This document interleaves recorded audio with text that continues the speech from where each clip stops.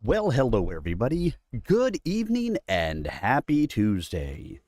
Welcome to another edition of Story Time. That's right, tonight we continue with the Hammer of the Sun with a reading of Chapter 5. Let's see. Last week, Elof was captured. He was taken to Lohi, who, along with him, made sweet, sweet love. Which I'm still not exactly sure why he did such a thing, but hey, he did. And then he tried to betray her. He went and got his stuff back and then tried to escape. She caught him, had the Ekwesh come to kill him, and basically he went out a window, went out on a parapet, and ended up getting stabbed and thrown off the parapet to land on the trees of the hill. And that is basically where we start this next chapter. Now, it was like 2.5 hours long. There was way more to it than just that little bit.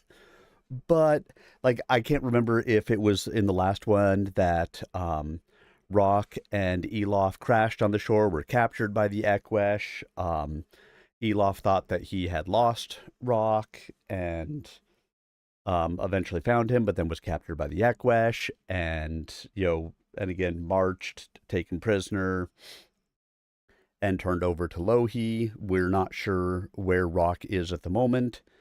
The Tarnhelm, which he had been wearing to help to escape the sinking ship that they had been on, was lost somewhere. He has no idea where. And that's a dangerous artifact to just have loose out in the world. And so lots of kind of things going on. And, the thought was kind of that, he wasn't going to necessarily fare so well by falling off of the tower. But we know, if, for anybody who remembers Elof from the first book, where he got stabbed and miraculously healed and survived it, that his body does some strange things, whether it comes from his powers as a master smith or what it comes from. But one way or the other, he has an amazing ability to heal after what should be mortal wounds for other people. So, being that we're only in chapter 5 out of like 10 or 11, you have to assume that our main character doesn't die in this chapter. It's a little things that make your way through. So, just a reminder that I start driving on Thursday of this week, and driving down to Florida, and we are taking a cruise. We'll be leaving on Saturday, getting back, I want to say the following Saturday, could be Friday. I'm really bad with the dates on it. And so I will not be here for Stompy Mech Thursday this week. I will be here tomorrow for the Pathfinder game. Obviously, I am not here the following week for that Pathfinder game, or for Storytime Tuesday, or for my Stompy Mech night next Thursday. But I will, be back, and I will return to our regularly scheduled programming once I return from the cruise. And hopefully well rested and have had fun and be ready and raring to go with more fun things. So I will, make sure to put out the notifications on my social medias. I'll put them out on my Discord, things like that, just as a reminder that I won't be here. I tried to look into recording chapter 6 to be able to have a stream go out on Twitch and YouTube next Tuesday, so that way you guys didn't have to miss a night of story time. However, Twitch really doesn't have a method of being able to set up a video to play at a specific time. And the service, so I use Restream to stream to both Twitch and YouTube right now. And it allows you to upload videos, and it allows you to schedule them. And in order to schedule the size of files that come from these story times, I'm not paying all that money to put it up there. We'll just go ahead and take a vacation for a week, and we'll come back when I return, and we'll jump back into it. So now, let's get started, everyone. So sit back, relax, prepare to enjoy as we start into Chapter 5 of The Hammer of the Sun. Remember, I am streaming this on both my Twitch channel, twitch.tv/SirArminius, and my YouTube channel, youtube.com/@SirArminius. You can pick it up in either location. The recordings of the chapters all go up onto my YouTube once they are complete. And normally later that evening, I will get them put up there. So, hope you guys enjoy Chapter 5. Chapter 5, To the Heart of the World.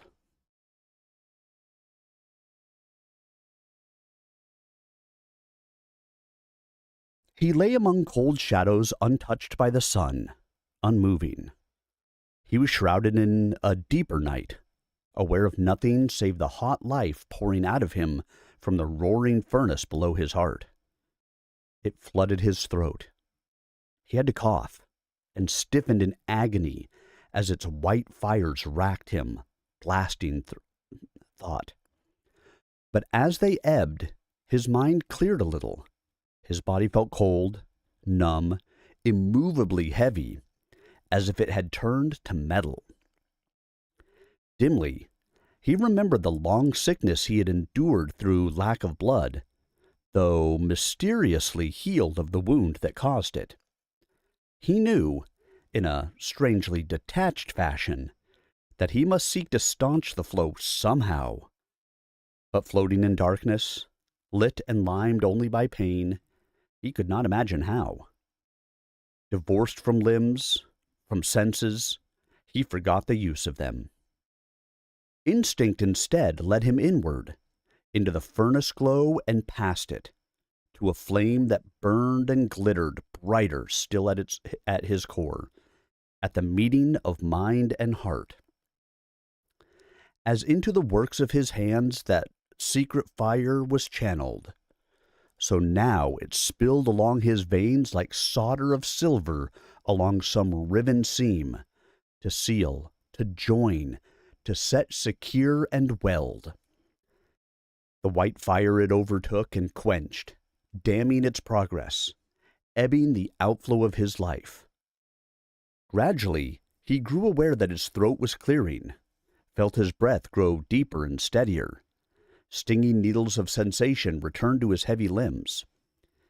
His eyes fluttered open, saw the familiar floor of a pine wood, and sagged weakly closed again. He was too weary even to be amazed at what he had felt himself do. There was still pain, but better far than the deathly numbness that had passed. If he had turned to metal, he had tempered himself anew. But as his body healed itself, his thoughts grew more agitated. They fluttered like dry pine needles in the wind, shivering, scattering, withering, Only two visions stayed fixed and clear: the dark wings shining in the rising light, and the tears that gleamed upon a milk-pale cheek. Kara. He was sure of her now in any shape. She had come, but to save him or assail him, which? Either was possible, but he feared the worst. The more so if she knew what he had been about with Louhi. Though surely she must realize he had succumbed only to seek a chance of escape, except that he had not. He had told himself that to justify it, and he had lied in his teeth. He wanted Louhi. He had ached for her even as he hated her, and the memory of it was a writhing torment. What had he done, lusting after an unhuman shadow? No, that at least was rubbish. That body was no false seeming. It was the expression in human terms of what she truly was: perilous and fair. And the peril had only added a sensual sting. Had that alone been enough? Surely not. Perhaps she had drugged him with those unguents. Equally possibly she had not needed to. He had gone too long without love, thinking only of Kara, hardly noticing other women. No wonder Louhi had made such an impression when she had thrust herself at him. Yet still, there had been something else. It could not have been, surely not, the thought of Kara and she. If they... He clamped down hard on that half-formed thought, and damned himself for it. But if he was honest, there had been something. Her vulnerability. Of all things, that was it. He had been drawn to her for all those reasons, even the worst. But it had been sympathy for her, sudden and instinctive, buried till now in the depths of his heart. He felt, as he had never once felt in all the fervor of their coupling, a sudden pang of compassion for that lost creature, half-formed shadow of a greater self, tormented by the urges of a body she both loathed and scorned to understand. She too was driven to love, yet for all her boasting, she could not possess that love, save by force. Kara belonged to neither of them, whatever bonds they might impose, but was at heart only herself. Now, when it was too late, he had come to understand. But he doubted if Louhi ever would. Till then, he had thought of her only as trying to ensnare him. But he wondered suddenly if Louhi might not have been drawn to him in just the same way. Weak and feverish, wrapped in his imaginings, he failed to hear the footsteps till it was too late. Those who made them were practiced hunters, and accustomed to moving quietly. Only the sudden crash of bushes upslope alerted him, and the guttural bark of triumph. He wanted to spring up, but hesitated. Better they thought him unconscious still, and stayed off their guard, especially if they sought to carry him off. Instead, he was left lying. Puzzled, he let his eyelids fall open a hair's breadth, and saw them, tall Ekwesh warriors standing casually by, some 4 or 5 at least. One pointed with his spear to a long, dark stain upon the steeply sloping forest floor, and they both laughed, a short, cruel laugh. Then he understood. That strange stain was his own blood, and they thought him dead already. As well he had lain still. If they left him, if they did not seek to plunder his body, then one grounded his spear in the soft earth and plucked a short axe from his belt, and Louhi's words came back with sickening impact. They were about to execute her command. and he did not even know whether he could move. But the footsteps crunched among the needles a span from his head. He had no choice but to try. With an agonized groan of effort, he thrust himself up on his arms and lashed out desperately to ward off the blow he feared. None came. He managed to lift his head and was astonished to see the axeman frozen in the act of raising the weapon, his eyes glaring wide, the clan scars standing out livid on his graying cheeks. From his fellows came only yells of sheer terror. A blood-boltered corpse, as it appeared, had come to life, and there were few things the Eqesh feared more than the dead. For if their victims could arise, they had much to fear indeed. Spears clattered as they fell among the bushes, and the axe dropped from its wielder's hand. Had Elof been whole, he might then have ventured escape, but the effort even of rising was so great he could only stumble back against a tree, retching with the sickening reek of clotted blood that choked his mouth. Dimly, he saw the moment pass, the flicker from fright to fierce resentment in those cold eyes. Resentment at being fooled into showing fear. As one, they snatched up their weapons to blot it out, and with faces twisted into sneering masks of anger, slowly, contemptuously, they closed in around him.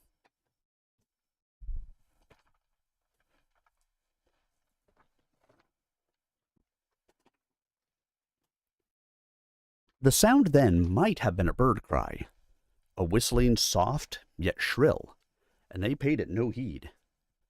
But Elof had heard it before, and it woke wild memories in his muddled mind, told him the best thing he could do. He threw himself flat amid his own blood.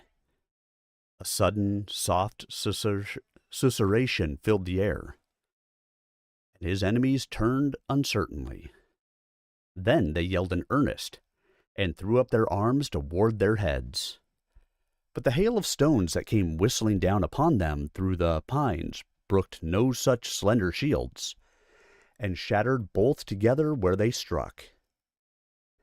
Elof saw one warrior's brains dashed completely from his skull. Another danced grotesquely under a dozen impacts, a dead pulp before he fell. The axeman whirled about with 3 arrows through his leather cuirass, wrenched one out, sank down, and died with it in his hands. Elof, braving the stones to grab his axe, saw that it looked familiar somehow. Graceful, yet roughly worked. Eqesh raced about the clearing, one with an arm drooping limp from his shoulder, but they found no way out. Arrows and sling stones felled one, the other made a mad dash at the bushes, stopped short with a horrible yell, and sagged down upon the spear that transfixed his stomach.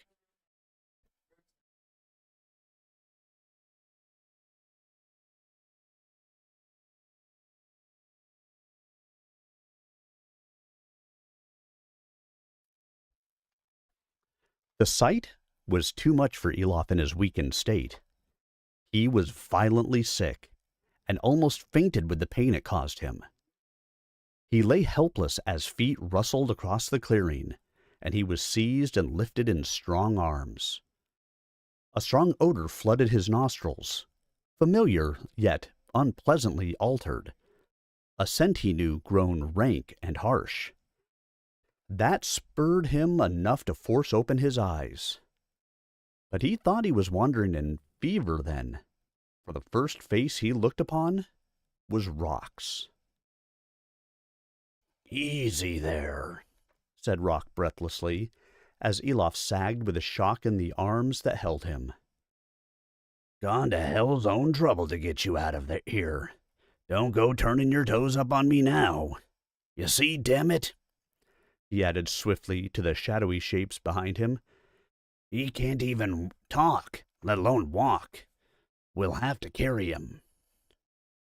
"Not yet," said a harsh, deep voice from behind him, and he was shouldered aside. A burly shadow took his place, slightly shorter than he, but as broad or broader. A hard hand clutched Elof's hair and forced back his head so that a face could stare into his. A dark, bearded face that seemed twisted out of a mass of browned cordage, set with eyes of black opal that burned beneath heavy brows. A fine fillet of twisted gold crowned them, and the unkempt beard bristled over a thick golden collar.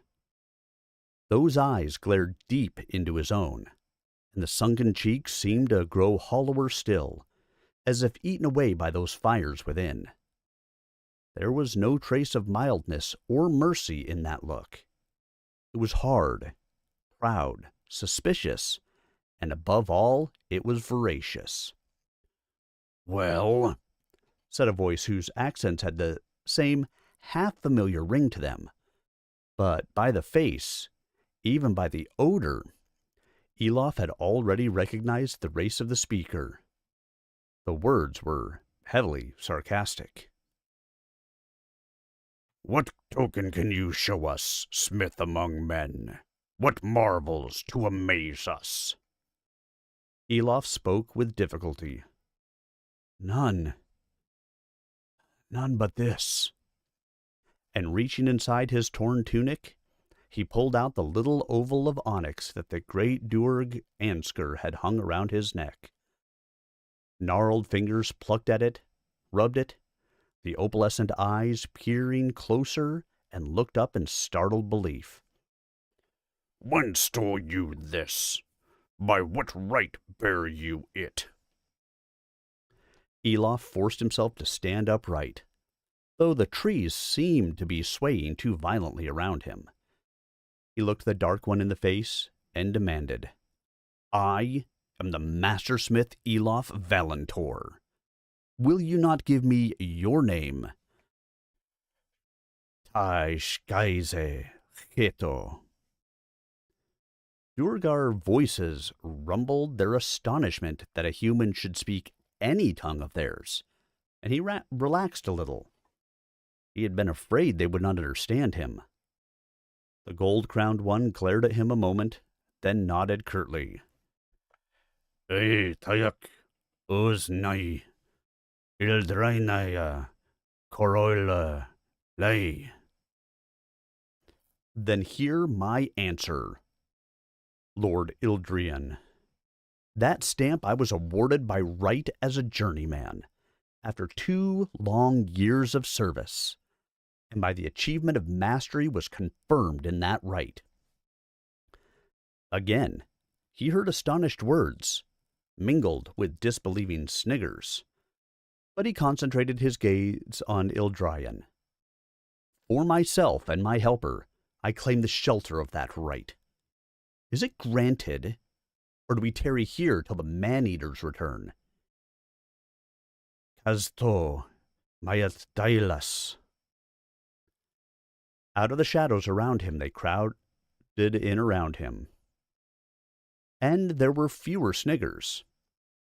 Elof saw for the first time that the gold-crowned one seemed surprisingly ill-clad for any of the elder folk, let alone one of authority. He wore a shirt of the fine-meshed Duergar mail, ornamented in gold, but it looked to have been altered from one shaped to fit another's form, and the leather breeches beneath were worn and stained. But then the garments of the others were as rough, and even less clean. Bags of game, bunches of roots, even a brace of hares hung from their belts, and many of their mail shirts were ill-fitting. Only their weapons were well-made and richly ornamented, even when they hung from rawhide baldricks. He felt his mind whirling with the puzzle of it, and suddenly that dark face was all he could see. It seemed to hang unsupported in space, and he forced himself to hold those unreadable eyes with his own, until at last they lowered in a quick, unwilling nod. "We waste time indeed," growled the voice. The price is accepted. Talyazka na Zaivar, Naza, Skaryanij. Elof let himself collapse with relief. Rock supported him and demanded what had been said. He said we should go with them, croaked Elof, and added, as quietly as he could, or ordered it, rather, and told us to hurry up. The idea of that seemed suddenly hilarious to him. He could hardly put one foot in front of the other. And that stupid ringing in his ears was drowning whatever Rock was saying. Unease swelled in him. But what did he mean, the price? Suddenly the trees were whirling around him, and the ground surged up beneath his feet. For much of the time that followed, he hovered uneasily in the shadowland between consciousness and unconsciousness, dimly aware of being borne on some kind of litter, swaying on broad shoulders, of lines of tall trees looming over him, with moon and stars between them. At other times, he was swirling once more in that awful tide rush, or seeing Louhi's face contort with wrath, or feeling that sickening agony of the sword thrust, or walking paths that were darker and more confused still. Then, very suddenly, his eyes were staring up at a circle of blue sky, and he was wholly awake. Rock was bending over him, water bottle in hand. As Elof stirred, he nodded as curtly as Ildrian and sat back against a tree, but gave no greater sign of relief. Well, he said, had a good sleep, have we? Elof stirred and looked around him. All he could see were bushes, and above them, picked out between black outlines of limb and leaf, patches of deep blue sky strewn with the rose-hued clouds of sunset, and the high summit of some cliff or crag of grayish stone. It gave him a welcome sense of peace, uneasy and short-lived perhaps, but still peace. The air was full of a strong resinous scent, and as he moved he saw he was lying on a long heap of soft spruce tips, a comfortable woodland bed. There were trees in the background, but Rock sat at the base of the only one near, a substantial pine, with Gorthar and their packs by his side. Yes, Elof said, and though dry, his voice rang already stronger in his ears. Yes, I have. I feel strengthened. And so you should, said Rock severely, the rate you've healed. We guessed Louhi had muffed it, but she didn't, did she? He saw the look that crossed Elof's face and sat back. Calm down, my lad. Take your ease. We're safe enough here for now. Ildrian and his lads say Louhi doesn't control this land.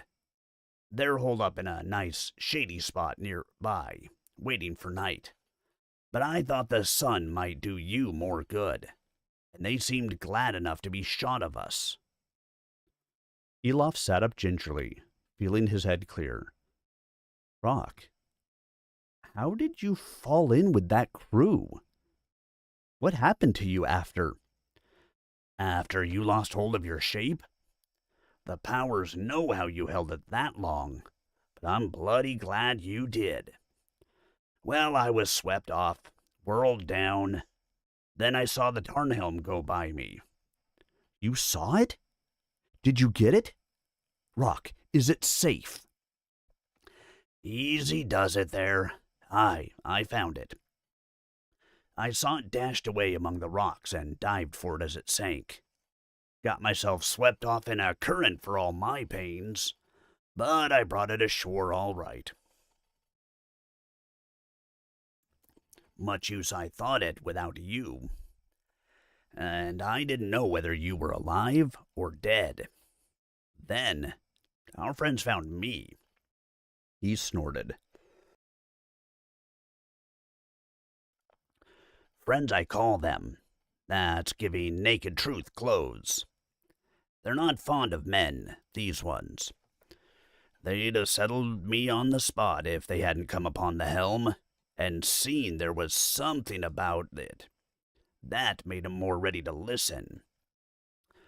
Afraid I sounded off a bit about it, and you to bait them into helping me look for you. They wouldn't have cared a toss otherwise. But the Equesh got to you before we could. Tried to warn you, but, well, too late. And there you were, prisoner, and there we were. Elof smiled. My own fault. At least you tried. Rock grimaced. We saw you taken, but they wouldn't attack the patrol. Not in that open land. Can't blame 'em. There were too many others about. But they tracked you neatly, every step. And when the man-eaters took you to that castle, we were near enough to see you then. And me close to tearing my hair out. Or rushing into that tower after you. But they said we'd get closer round by the rear walls, and that I might scale them by the mountain's flank and slip in. That place being built to keep folk out to the front. Slip in? Laughed Elof weakly. Rock, my lad? What do you ever hope to do in there? You must have seen it as a crawling hive of the man-eaters. Well, Rock grinned, a little self-consciously. I thought I might just nose around a bit. Make myself out to be a thrall, like... Ass, growled Elof, to cover his real feelings. Even after weeks on short commons, you'd still look like the best-fed thrall I've seen. Rock chuckled quietly. Maybe they fatten them up now and again. But I'm glad you saved me the swink with that acrobatic act of yours. You saw that? From a ways down slope. Couldn't miss it when it started raining Equesh. Then you. Hella's teeth, I thought you'd had it that time. Born to be hanged, you are. But it seemed as well to look a bit closer, just in case. And you saw the rest. He shrugged. Mind you, it's as well these tykes aren't friendly enough to be interested, or they might start thinking. From a scar front of your breastbone and another back of your spine. Quite a wound, and we all saw it made. Might even say a mortal wound. Yet, here you are. It's happened again, hasn't it? Elof swallowed and nodded, remembering the unhappy gulf that strange incident had opened between him and his friends. Yes, it has. And I still don't know why. Rock reflected. See now. You can be hurt just like the rest of us, that's certain. Right from your first day's prentice at the anvil, when you'd smite your thumb or burn your fingers. I've seen it. And you wouldn't so much as swear, not aloud, so bent you were on acting like our master. He chuckled at the memory, though it made Elof shrivel. But you bled right enough, and took as long as any to heal. And as a grown man, too. Except these 2 times. Now, what was so special? Then his eyes widened with wonder, and Elof began to see the drift of his thought. Both wounds made with swords, and both swords from under your hand. You, who so often make your work more powerful than you mean. As if you'd poured so much of your craft into them, that they'll not wound you properly, but heal the breach they've made. Seal it with the fire that forged them. He whistled softly. It sounds damned unlikely, but of you I could believe it. Elof shook his head. Ugh, Rock, I set no such virtue upon either blade. There's spells in your very blood. That I've left the forest floor well enchanted. Listen, Rock, it may be as you suggest. Who am I to say? But this I know. It did not stop me shedding that blood. I'm getting weak and starved. Is there any food to be had? Rock chuckled. Very well, then. You're on the mend. He pulled over the packs, rummaged within them, and handed over leaf-wrapped lumps. Let's see. We've meat, bread, some kind of roots. Strange, but wholesome enough. At least they haven't stinted with food, our short friends. And no more they should. The damned price they... Elof, tearing ravenously at the tough gray bread, looked up sharply. Price? And now I remember. Ildrian said something about a price being accepted. What price, Rock? And for what exactly? Rock twined a dangling lock of red hair around his broad fingers. Well, that's the rough side to it. I hadn't meant to mention that till you were better. Rock, I'm better now. What price? Better. Gray as that bloody bread you were, and weak you still are. Ah, what's the use? The price. Well, it's that helm of yours.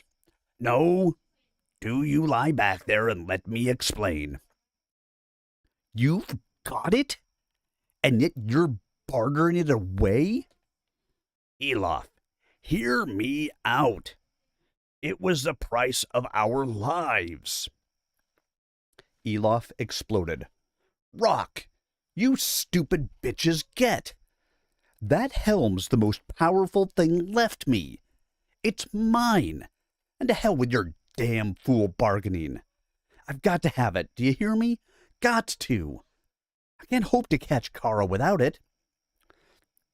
Rock's eyes screwed up till they almost vanished, and his cheeks flamed.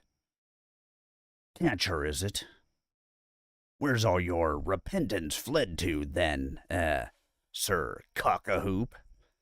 Haven't you thought a sight too much of catching already? And would we be here in this stinking midden if you hadn't? Abruptly, Elof bowed his head, and Rock blew out his breath impatiently.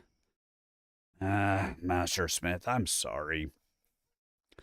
But what was I to do? I couldn't rescue you on my own. I can't work that thing. What profit in hanging on to it and losing you then? They had it already anyway. There was nothing to stop them just hanging on to it, taking it without another thought and leaving me high and dry, or slitting my throat. And so far, at least, they've been honorable. They've taken nothing else. Nothing we'd had in our packs, or anything. Elof nodded, though he was still sick at heart. He ate again, but without gusto. As the last sunlight faded above the bushes and the first stars began to appear. The crag seemed to loom larger in the dark, a steep shadow against the luminescent twilight. He reflected that with the Duergar, also appearances could be deceptive. Their character had many facets, not all to be judged by the standards of men. They could be a dark and suspicious folk, selfish even towards their own. Though he had never known them half as sheerly brutal as the worst among men. Perhaps in cases like this, they were only being less hypocritical. Ansgar and Ills exerted themselves to respond to men on their own terms, and most younger Duergar copied them. But even Ills, generous in heart as she was herself, might consider such a bargain only somewhat rigid and in no wise dishonorable. And as you say, Rock, they might have taken the helm away with no risk. But much good may it do them, for though they have smithcraft enough to use it, they do not know the ways. Let them only try, he added grimly. Dark comes, said a harsh voice. He looked up sharply. There stood Ildrian and his gaggle of followers. And in the deepening shadow, the lined faces seemed even less human, the black eyes stony and opaque. From Ildrian's fingers the precious helm dangled, and Elof's heart leaped and labored. He could see some damage, dents and links offset here and there. To his fury, another had caught up Gorthar in its scabbard.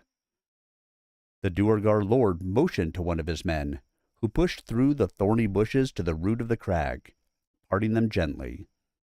The thorns seemed to make no impression upon the leathery hands. What more he did was hidden, or else it was another of the Duergar beyond their sight. But his intent became apparent. For as they watched, the shadows upon the rough face of the crag deepened and darkened, and seemed to flow into one another. A whole section of the stone, apparently unbroken a heartbeat since, was inching silently back, swinging aside upon some hidden hinge. Even as it opened, one of the Duergar stepped into the blackness, tinderbox in hand. Light kindled, a mote of red he touched to the wall, and suddenly it grew to a flower of mellow gold that sparked off another and another, a racing line of trembling flames shining a dim, warm light upon a wide chamber of stone, long and deep also, its bare walls ornamented with deep-hued scenes of beasts and the chase. Old and faded they seemed, but at the rear a great grille work of metal shone untarnished by time, and the lamps themselves glittered in their own light. Silver, gold, and crystal, whispered Rock. And yet they're clad like peasants. Elof felt the hair prickle on his neck.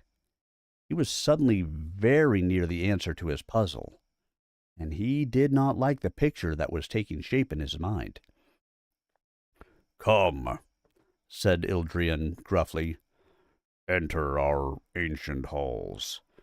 Be our guests as you were of our kin oversea, and feel honored, for no man has been permitted sight of these gates for many a lifetime. Two Duergar bent to Elof's spruce-lined litter, but he half rose suddenly, forestalling them. Ildrian's brow knitted. Why linger? He barked. Where else can you go? Here, there are no Zaliki near. But in the lands around the Eaters of Men will be combing the woods in wrath for you. Fools! Shall we leave you to them? Elof hesitated. Warmth and light allured him, and a thirst for the security of old memories. He strained his eyes, and it seemed to him that beyond the inner gate, he saw a tunnel sloping down to a dark mirror of still water, a sunless lake on which the dancing flames gleamed like gems in coronet. By that tranquil shore he yearned to lie and rest from need, from thought, from love. He had endured too much of all. They were bound up in his agony, and he pined only for surcease now, and recovery. But that other picture was becoming all too clear. He remembered another king under stone, and how loath he had been to let strangers depart. once they had passed such mountain gates as these. If anything, he trusted this one less, with his hungry face and burning, devouring eyes. Behind such defenses, in apparent shelter from the turmoils of the outer world, it would be all too easy to forget that not only one's own folk might be entitled to justice, or that there might be some good, some right, greater than their immediate gain. "What is it you want of us, Lord Idrian?" he asked quietly. "That we show you how to wield that helm? But that was never in our bond, was it, Rock? Well then, since you forced us to it, we shall hold you to the letter of it. I will not teach you the use of that helm, here or below. I will bind myself to shape you as worthy a price in its stead, if you so wish. But I will make you nothing till I hold the helm in my own hands. Nor will I enter your gates till I have it. Hold the helm if you will, and much good may it do you. But if you are sensible, you will let me ransom it from you with other works." "The helm you shall not have," spat Ildrian. "You who dwell above, creatures of fierce light and wayward airs. Think you we are blind? Or fools? Will you seek to wrest our price from us, and fob us off some trash of your tinkering? The elders of your own land you may cozen, but we shall guard what is ours. No helm, nor anything more from us, save blade and blow. Get you within, or die." Dull iron gleamed as arrows sprang to bow, stones into sling, and the Duergar sprang forward, their eyes chiefly on Rock, not the sick creature they had been carrying. But he sprang up with ease, straight at the one who held Gorthar, felled him with a single blow, and snatched scabbard and belt even as they dropped. The black blade sang into his hand, and he stood there defiantly, swaying slightly. Rock stepped quickly to his side, and he rested a hand on his shoulder. "So, the Duergar race forgets its honor indeed," rasped Elof, in so fell a voice that Rock jumped, "along with all else." Ildrian's glare smoldered, but he raised a curt hand, and no shot was loosed. "We do not forget," he said contemptuously, "even to human filth. Get you from here, now, whither you will, to the cliffs or the ice for all I care. Linger here but a moment, and we may justly slay you as intruder and spy." "And the helm?" demanded Elof. "Adjitse!" At Ildrian's curt command, the Duergar turned and strode by him within the gate. Teeth gleamed behind the tangled beard in what was no smile, and he hawked and spat on the grass beyond the door. Against the flickering light, his hunched figure seemed to swell with the very intensity of his malevolence. "Bargain is bargain. What we have, we hold. Dalbudye." Even as the Duerg spat his last dismissive contempt at them, the huge slab of stone was swinging out across the soft light, and severed it with the smoothness of a sigh. For an instant, the crag face was seamed with glowing gold. Then it faded and vanished. Sheer fury overcame Elof's weakness. He staggered forward and hammered the stone with his sword's pommel, but it rang as firm in one part as another, nor could his skilled eye and finger detect even the smallest breach.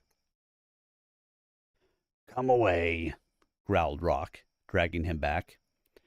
"You heard what they said.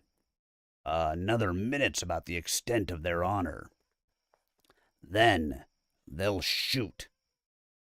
He jerked his thumb expressively at the heights above, that might conceal 100 arrow slots, or 1,000, and draping Elof's arm about his shoulders, he bore him almost bodily down the slope. At the foot he paused, gasping, and they sank down amid some clumps of yellow-flowered broom. The first thing Elof said was, "I could break that door."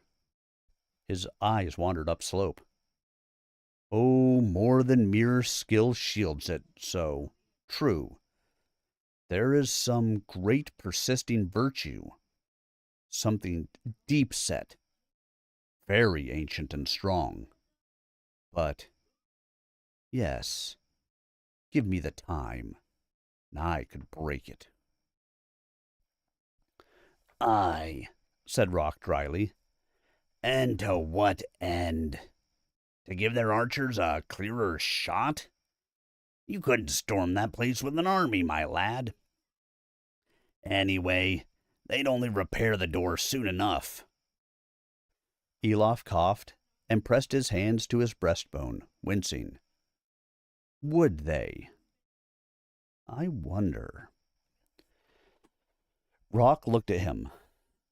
"Anyhow, if you were so eager to get within, why'd you balk so at entering? I was suspicious, aye, but it looked as if you'd some good reason not to trust 'em.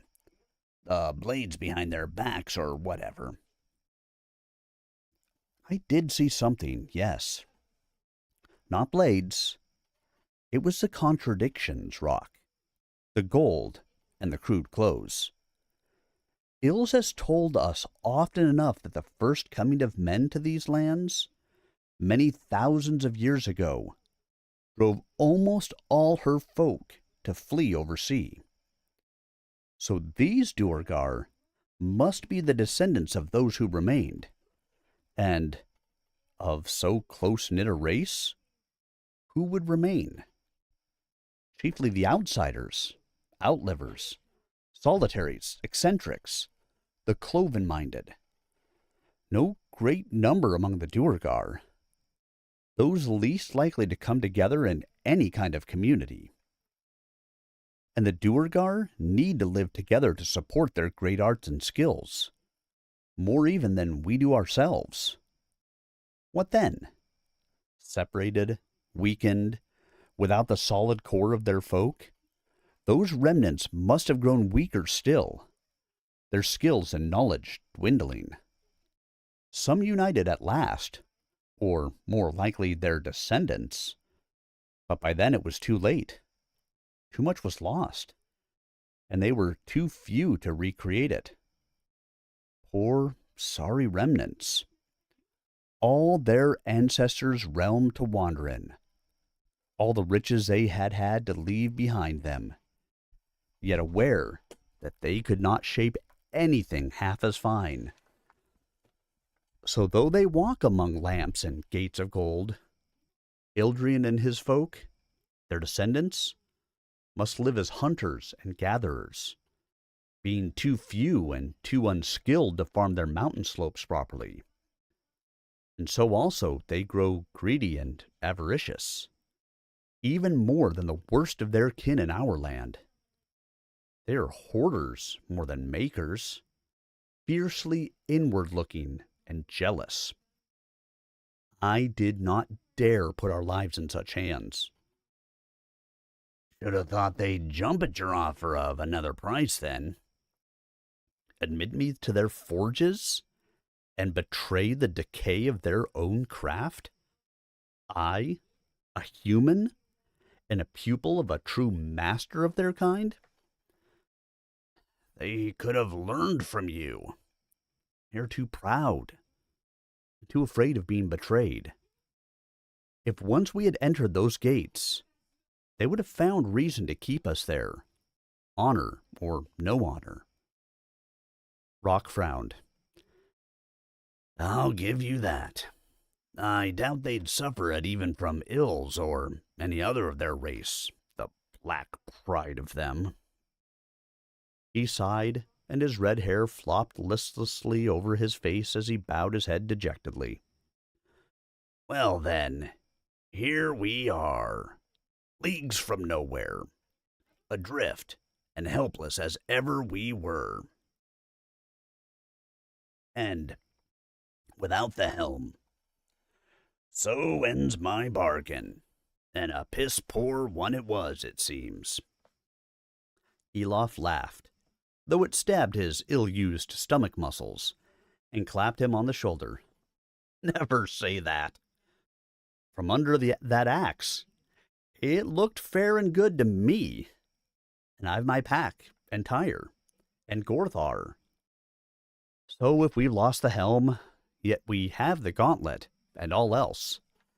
If my poor hammer's left to Lohi, I've the other half of the armoring in exchange, and count it cheap at the price. Most of all, we've our lives. That and a few bites of food. And we've seen times enough when we'd have sold the one for the other, huh? Rock chuckled with reviving humor. True enough, and no haggling.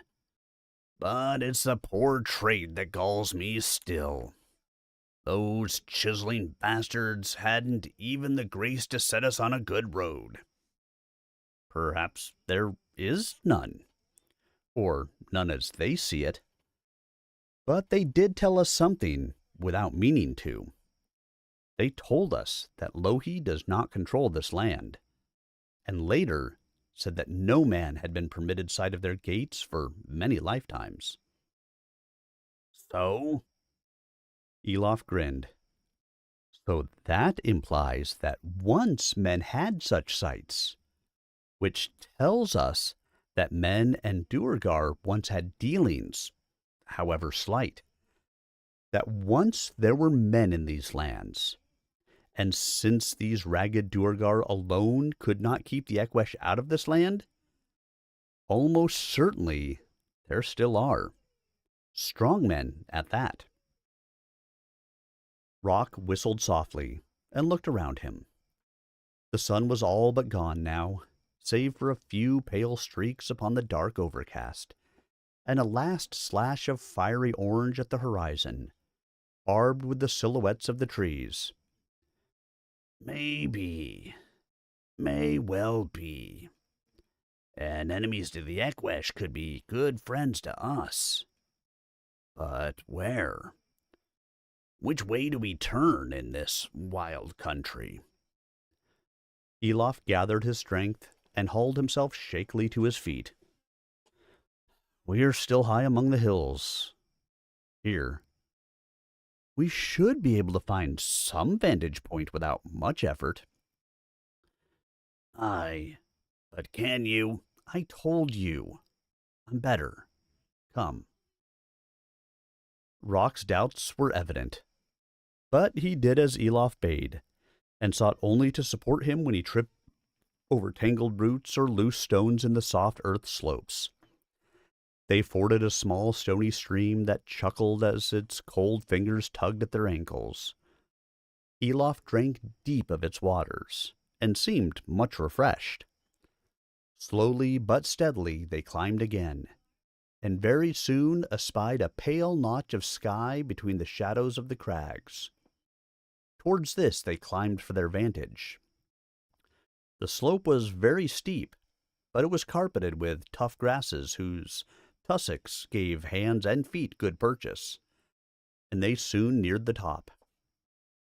On the ridge they paused to catch their breath and await the moonrise, for there was little light to see by through the overcast cloud. But Elof, looking down, could make out that the grass on the northward face of the slopes was far less lush, low stuff unfit for grazing. bare rock showed through the soil in places. It made him uneasy, and he strained his eyes northward. So it was that when the moon arose, he saw its first glimmer alight upon a rough terrain of dark hill and mountain, the same as that through which the Equish had borne him, broken only by the winding silver threads of broad rivers and the sparkle of the mountain snow-caps. But above them another light leaped up, like a mist of silver spray from a breaking wave, and it hung there, pale and clear, gleaming upon the clouds till they too seemed turned to rivers of ice. Walls of winter looming above the world, and Elof, in his wounded heart, cursed the day that first he saw it. "The bloody ice glow," said Rock. "This close?" Silently, Elof pointed. Between two of the most distant snow-caps shone a speck of something whose light put them to shame, a glittering frost jewel in the brittle air. "It's Harold," he said softly, "or its child. It is there, and it advances. It is causing the snow-caps to spawn new glaciers of their own." "So much for the north," said Rock, after a moment. "Westward lies the castle and the seas, and the man-eaters. Our best hope there'd be to pass their cordon somehow and steal a smallish boat. Don't much reckon on that, do you? Thought not. Which leaves east and south." They turned and looked out over a dimmer, softer landscape, where crag gave way to high hill, and the dark tangle of lush forest softened the contours of the land. There was no trace of snow. A light mist, or perhaps a passing rain shower, made the distance hazy, yet they could just make out there the mellow gleam that might be some wide river or lake. From south to east, as far as they could see, the view was the same, a generally lower and well-grown range of hills, and beyond it, haze and uncertainty. "Looks all right," said Rock. "Gotta be better than the north, anyhow." "And if there's anywhere better yet, inhabited lands even, southwards where they will be," agreed Elof. "There lies our road to the south." Yet, even as he said it, he cast a last glance up at the crags. He could not quell his heart's ache to recover that miraculous work which had given him a brief glimpse, at least, of the keen heights and dizzying freedom of a power. He doubted that he could ever shape such another, without the unparalleled library of the master-smith Mylio to hand, or the ancient lore of the Duergar. Worse, without its aid, he could hardly believe he would find Kara again, or keep her if he did. To memories of bright light and rushing air and fair laughter he bade farewell, and to the free sharing of strange shapes and sensations, a world untrammeled by mere human limitation. Sorely as that life had taxed him, he yearned for it, as for a fair dream too suddenly shattered. But hard upon that yearning came a gust of bitter self-mockery and disgust, and it drove him so fast down the slope that Rock was hard put to keep up. So it is that the Tarnhelm fades from the chronicles. Yet, though it has left this tale, it has not left all tales, nor the legends that grow out of them. In the end, after many years, perhaps many lifetimes, it seems that the Duergar learned to unleash at least some of its powers, and though many claimed it as the wisest of their work, its true maker was never wholly forgotten, for it was to become a great treasure among the fading elder folk of the North, and at last pass on to those faded few who inherited their hoard and the shadowy name they earned, and were to bring its tragic history, at last, to an end. Of the three great works of Elof's corrupted youth, a second had now vanished from the world. Fit prentice pieces as they were to herald the mightiest of maidesmiths, yet each in its own way could not escape the taint that was then upon him, and each in that way worked great evils.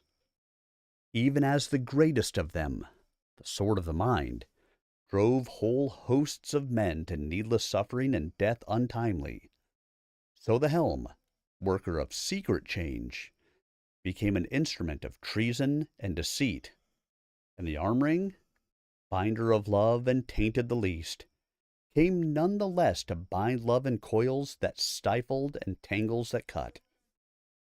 Broken as it was, the tale of its ill-doings is not yet done. No account remains of the passage of Elof and Rock southward through the hills and the forests.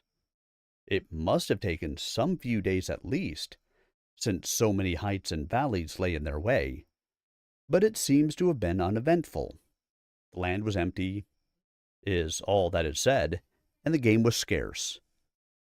What this means to them can be guessed, for they had only the little food the Duergar gave them, and no easy means of hunting save Rock's bow and few remaining arrows, and the effort of healing was draining Elof's body. On the other hand, they walked free and alive when all too often they had stood in deadly peril, and they had both strong spirits to sustain their flagging frames. It must have been warm summer in those forests, the air tangy with resin, and flowers glowing among the pine needles on their floor. They were still afoot and in no bad heart when they reached the wood's edge, and came out among a few scattered trees onto a bare and stony upland slope, leading to what seemed a hill crest. It was a warm midday, and beyond the crest only clouds glided by.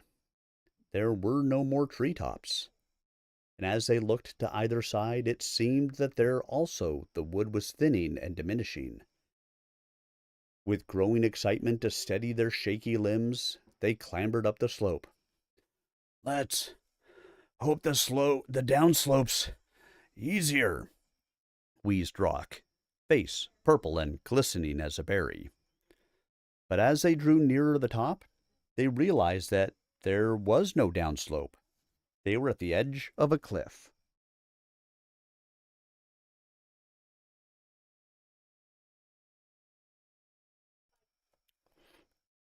And it was no mere hillside crag, such as they had come upon on the Meneth Iathan, but part of a long, irregular wall of golden stone.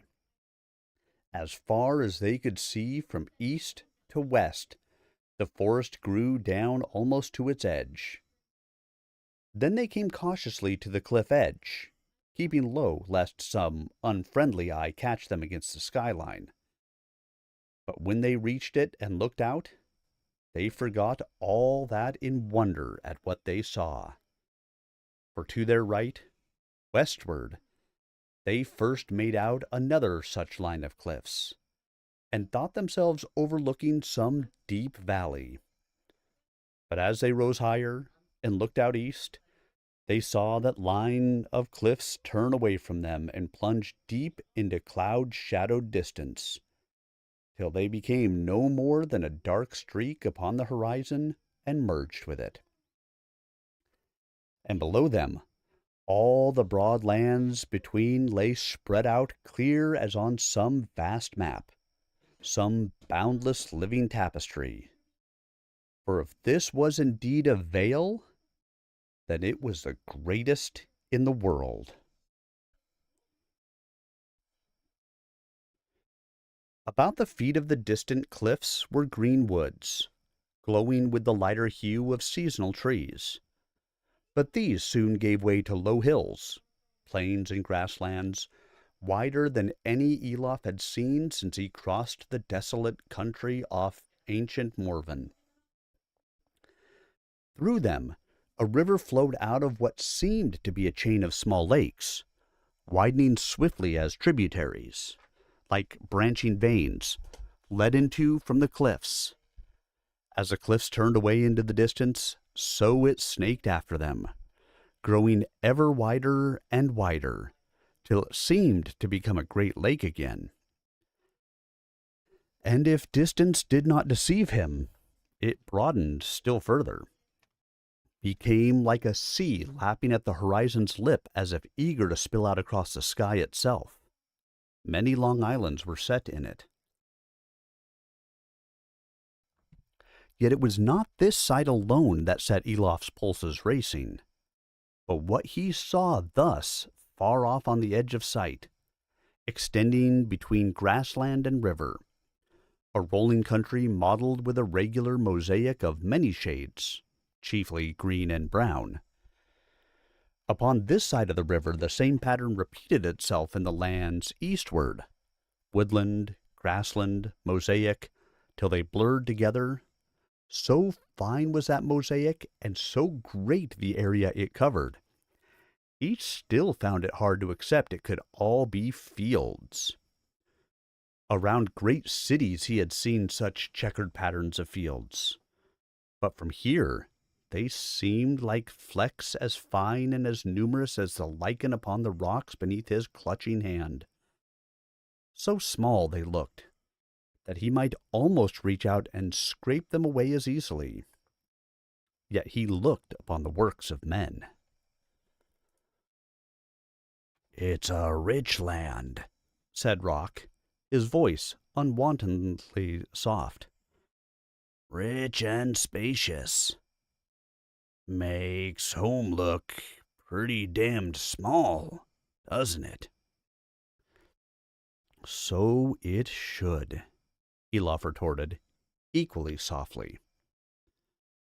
"And so it should, Rock. Or have you not guessed where we are? To what place we have come, and by what paths? I know it, Rock. I know this place. I know the stone of these cliffs, layered and tortuous like that. I know the colors of those fields, the span of the river beyond them, the contours of that hilly island there, even how the winds play about the cliffs as they converge. See? You can see it in the swirling of the clouds there." Rock stared at him, astonished. "When you've lived all your life half a world away? Or," very darkly, "is it that you can look back along the river to some life you have lived before? How in hell's name else could you have set eyes on anything here?" through page and paper, a scroll and book, words inscribed. They showed me this whole scene, little by little, a word here, 2 words there, but I never realized it. I saw only the parts, never the whole picture. But now, here, I see it. It springs out at me from every corner of my reading. So strongly it shaped the minds of those who wrote.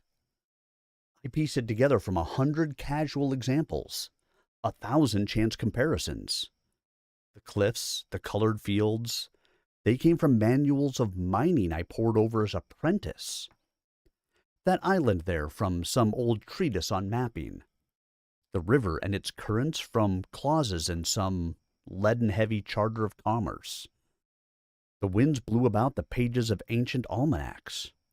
Rock, from a fraudster's scrawls on divination, I could tell you the very stars that will rise. He gazed out solemnly over the expanse before him. This is a cradle, Rock, a mighty cradle, for it bore within it high beginnings. It is our cradle rock, the birth and nursing of all that makes us what we are, our folk, our histories, our wisdoms, our follies. All that has driven us since our first youth began here. All that we achieve now is measured against the best of this place. This below us is the Vale of Caris, greatest of all vales, and greatest of all rivers is this which flows through it, the salt flood, Iascianus, the river at the world's heart. In this vale, by this vast stream, for centuries beyond count, was encompassed the high and ancient realm of Caris, the city of the lowlands, the very heart of the world itself. Rock paled as he contemplated that awesome prospect, and his voice grew choked. Is that so? Then I'm given a name I've longed for since I first heard those names. In old tales my poor mother told me.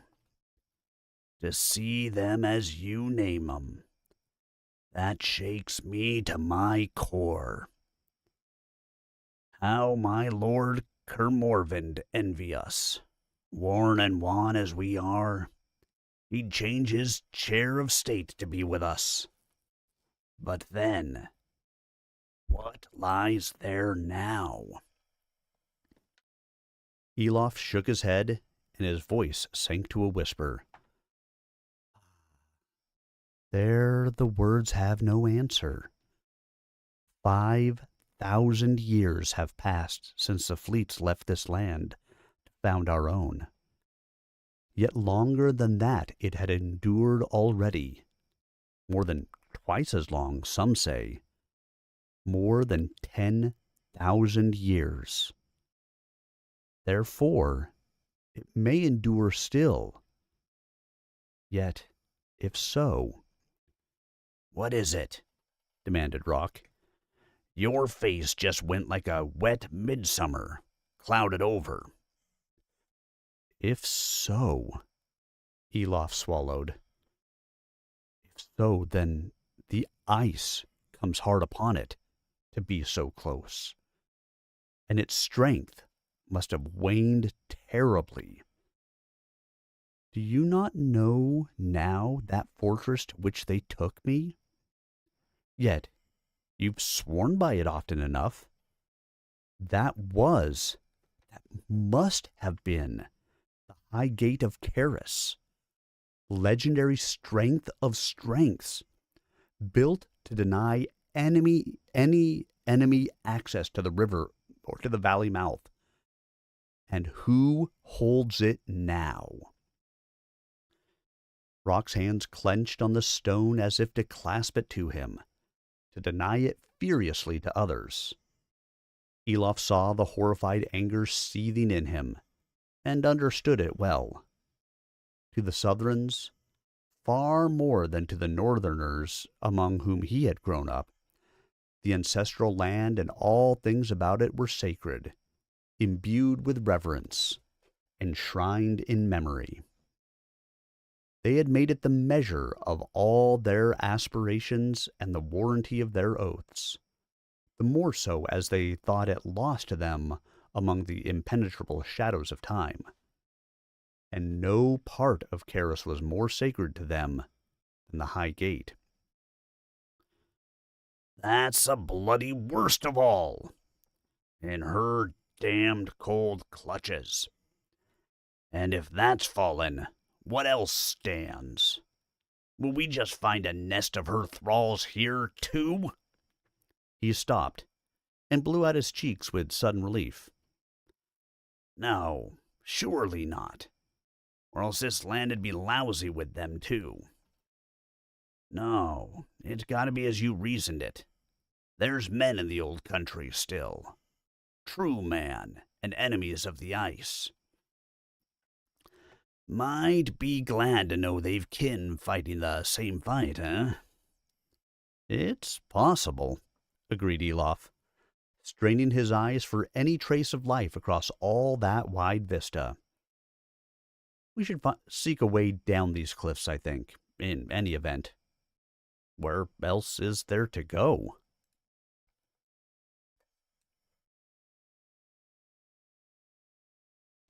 Rock shrugged. Where indeed? Short of drawing conclusions at the high gate. He peered over the brink and shuddered. Damned if I'm beetling down that. But it's lower to the east here, more of a slope than a cliff. And the sooner we get you some food and rest, the better. Feel up to another stroll? They grew weary indeed as the day wore on, and they clambered and scrambled along the overgrown margins of the cliffs. Hunger shook their limbs, and though root and berry grew more plentifully than above, still there was little to lessen it. It remained a wild land, with no sign of man's hand upon it. But Rock in particular refused to be downcast, and kept searching the landscape all around with squinting intensity that earned him many a stumble over obstacles nearer to hand, and once or twice great danger at the cliff edge. His persistence, though, was rewarded when the sun was still well up in the sky, for as they came down a steep, bushy slope towards a deep gully in the golden cliffs, he let out an abrupt whoop of triumph and pointed to tiny flickers of light in the distance. That's Mael, or I'm an ape of Hela, he swore. Yes, see there. Soldiers, and clad in no Ekwesh fashion either. Elof shaded his eyes and let them focus. Yes, they are pale-skinned. I'll take your word for it, said Rock good-humoredly.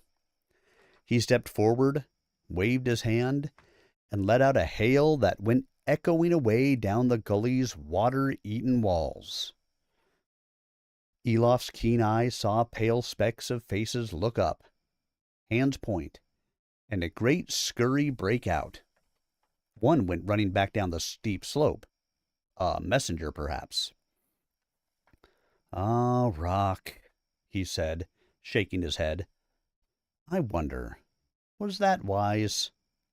You're not normally so trusting. I would sooner have watched them a while from hiding first, weighed them up." Rock shrugged a little shamefacedly. Well, maybe you're right. Though I'm sure there'll be no friends to the Ekwesh at least. Do you go hide then, and watch over me. Too late, I fear. They've seen two, and finding only one would breed suspicion in the mildest breast. I'll come down with you. No, don't bother yourself. The slope looks easy enough, and I'm feeling much better. He knew well that it was as much concern for him as eagerness to gaze upon Karis that had made Rock impetuous. But he had spoken only the truth. The sun was shining, the air was mild and filled with strange fragrances from the sun-warmed bushes, bay and thyme and myrtle. And whatever his doubts, whatever the weakness of his limbs, it was no effort to relax. As they reached the gully's head, Elof heard a distant jingle of metal rise on the light breeze, the crazy carillon of mail and harness, and the rolling clatter of hooves among the loose stones. A cloud of dust rolled up over the edge of the slope, and out of it, with a roar like a breaking flood, a squadron of horsemen in light mail came charging up the gully, long rows of pennons fluttering from the lances upright in saddle racks behind each rider. Behind them, on foot, ran a file of mailed soldiers with halberds leveled. Across the gully the horse spread out, lances poised to sweep its length, while their leader, with the foremost of the footmen at his stirrup, came trotting forward to loom over Rock and Elof. "Well, what marvels have we here?" He did not deign to lift his visor, but it was a young man's voice, clipped and scornful. He eyed their tattered and blood-stained garb. "What men are these, that he lets them stray about the borderland? Or could it be that they're masterless men, good for naught outlaw vermin, out for pickings?" That was evidently what he believed. "Those men there, let them declare themselves person and purpose, in the name of the king." Curt and ominous as the words were, the travelers exchanged wild glances, hearts pounding. For though the speaker's accents fell strangely on their ears, they had understood his words, and all they had implied. Peculiar though it had become, it was recognizably some form of the southern tongue he spoke. "With no hesitation, friend," exclaimed Elof, and saw the men start, listen, and then understand. "We sought you with that in mind, for we are charged with an errand to him. But we are fleeing the Eqwesh." "Ho ho!" exclaimed the leading foot soldier less harshly, for all that his voice was rough, and with a glance up at the rider he advanced upon them. The other footmen looked scarlet-faced and panting, but he seemed to breathe easily enough. The face below the helmet was lantern-jawed, of late middle years, and weathered the hue of brick.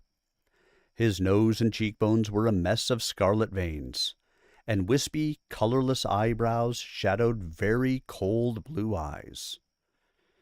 His expression was still suspicious, though he was evidently taking in the marks of their exhaustion and Elof's blood-stained clothes. "Been mixing it up with the man-eaters, have you? Well, but what you expect if you go straying off into the islands, hun? A soon clamber up hill as quim. What sort of way is that to be getting to my lord king?" He stiffened suddenly. "Don't tell me the bastards bore you off from the lowlands." "They took us some way northward," said Elof. "A week's march, maybe. For that is where we came ashore, where our ship foundered. We are not of your land, soldier, but from its sundered kin across the oceans. We come as emissaries and friends."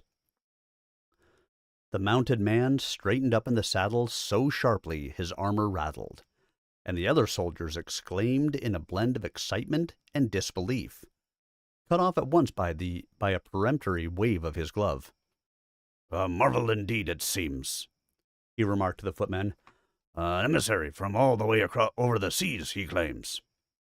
"I do," answered Elof calmly, but with weight. He seldom minded how he was addressed, but he was not going to defer to this young puppy who would not address him directly. "Well, now," remarked the footman, with an elaborate show of courtesy, "that's fine, very fine, because, by Veria, an emissary's got no cause to conceal his name and quality from lawful authority, has he now? From a captain of the first line like his lordship ere." "No, indeed," said Elof, increasingly nettled, though he knew well he could not reasonably expect to be believed at once. "I make you free of them. I am Elof, called Valentor, master-smith of my land's guild, and this is Master Rock, my friend and helper." He raised a hand to his neck, striving to stop its trembling, while the captain swung himself dubiously out of his saddle. "As Ernest, my stamp of rank." Captain and sergeant took one look at the carved jewel Elof held out to them, then looked hard at each other. "Ah," began the captain uncertainly, but the sergeant seemed in no doubt. He rapped out an order, and behind him the ranks rippled like mown grass, the horsemen bowing low to their saddle bows, the footmen hastily kneeling. So did the sergeant, but upon one knee only. The captain, after dithering a moment, bowed low from the waist. Rock cocked a sardonic eye at Elof. Know any more tricks like that? I'm not quite sure what I've done, admitted Elof. He had murmured, and in northern dialect at that. But the soldiers were on their feet so fast he feared they had overheard. Then he understood. The salutation had been impressive but perfunctory, a purely formal honor to someone they were given the benefit of a considerable doubt. These folk evidently valued appearances. Still, shows they've a sound respect for smithcraft anyhow, remarked Rock. You ought to like that. And something about the land itself, perhaps, answered Elof quietly. If so, I like that less. Captain and sergeant were conferring, while the horses began to stamp and chafe in the lines. Now the captain turned back to them and doffed his helm, revealing a square, slightly boyish face below blond curls, with a nervous flutter at the corner of one eye. "Well, noble sirs," he began, a fraction more politely, "I regret, though it is hardly surprising, that I have no orders concerning such unexpected guests. This is too deep for me or any, I think, save my lord the king himself, and his court smith." His eyes, lighter blue than the sergeant's, were studying Elof's face for any sign of dismay at that, and themselves grew uneasy at what they read there. "I am taking steps to send you to him at once, and speedily. The transport that landed us awaits still at the riverhead. Orgus here will command your escort. For your own safety, please be guided by him in all things, however restrictive this may seem. As you have had occasion to find out, these are troubled times. We'll provide horses for you. Or, if the master smith cannot ride," he added, considering Elof's blood-stained clothing and forestalling an angry outburst from Rock, "we will happily draw him down in a litter." However polite, it was a command. Elof shrugged, unwilling to be hoisted about like a sack of potatoes. "Of course. If it is not too far, I will try to ride. But ere we depart, we have endured days with little food and stand in need of some." The captain nodded curtly, gestured to the sergeant, who snapped his fingers at his men. They fumbled around belt and harness, and produced the usual scraps and morsels that patrolling soldiers will carry with them. They were mostly young men, some very young, their faces much like any of their contemporaries in Morvenhall, but without the open quality he might have expected there. When he thanked them, they neither grinned nor saluted, and some bowed their heads in an instinctive way that irritated him. Then, at a word from the captain, two dismounted and held their stirrups for Elof and Rock. Evidently, they were meant to do their eating on the move. Elof wavered as they helped him up. The saddle was not the kind he was used to, high-bowed and stiff. The captain rode past and the troop wheeled into formation around them, Rock urging his mount clumsily up to Elof's side. "All right," he growled. "I know you rode a bull bareback and all that as a lad, but "I'm fine," said Elof impatiently. "Just let me get some food in me." But the captain barked an impatient order, and the troop wheeled about as one, fell into file, and went thundering away downhill. The travelers' mounts responded with the rest, so swiftly they almost toppled their riders from the saddle. There would be no sudden escapes on these well-trained beasts. Over the slope they clattered, stones scattering and rattling away in little avalanches beneath their hooves, and a cloud of yellow-white dust boiled up around them, sparkling with mica. Not even that, though, could keep Elof from the food he had been given. It was rough, some kind of tough dark bread, and even tougher morsels of dry meat and cheese. But it heartened him so much he had to take care not to overeat and be sure Rock had his share. He needed it, for the ride that began thus soon gave him cause to regret his pride, and ere it ended left him slumping in his saddle, borne up by Rock at his side. At first, he could still take notice of the view from the path, looking down upon low and tangled scrubland, and then the tops of dense pine woods, cool in the evening haze. But by the time the troop went thundering among them, the light was failing, and his sight blurred. They looked strange, stunted, so much lower and thinner they were than the pines of his own land. And though their familiar scent drifted around him, it was oddly mingled with others he did not know. Even as the soft bird calls among the branches sounded strange. To his exhausted mind, he rode through the distortions of a feverish dream, subtle and sinister. He doubted even the flecks of light that flickered in the distance, flitting this way and that about a great bulk of shadow beyond the trees. He half feared that even the solid shape of Rock at his elbow might suddenly distort and melt in some nightmarish shape. Only when he heard the sharp challenge of a sentry, in much the same words as in his own land, did he realize the shadow was a wall, and that they had come to some kind of strong place. He heard sounds he knew well from campaigns with Kermorven, the familiar firelit bustle of a busy military post. "Stand! Who goes? Under which king?" "Under Lord Nighthyde," answered the captain coldly, "and about his business.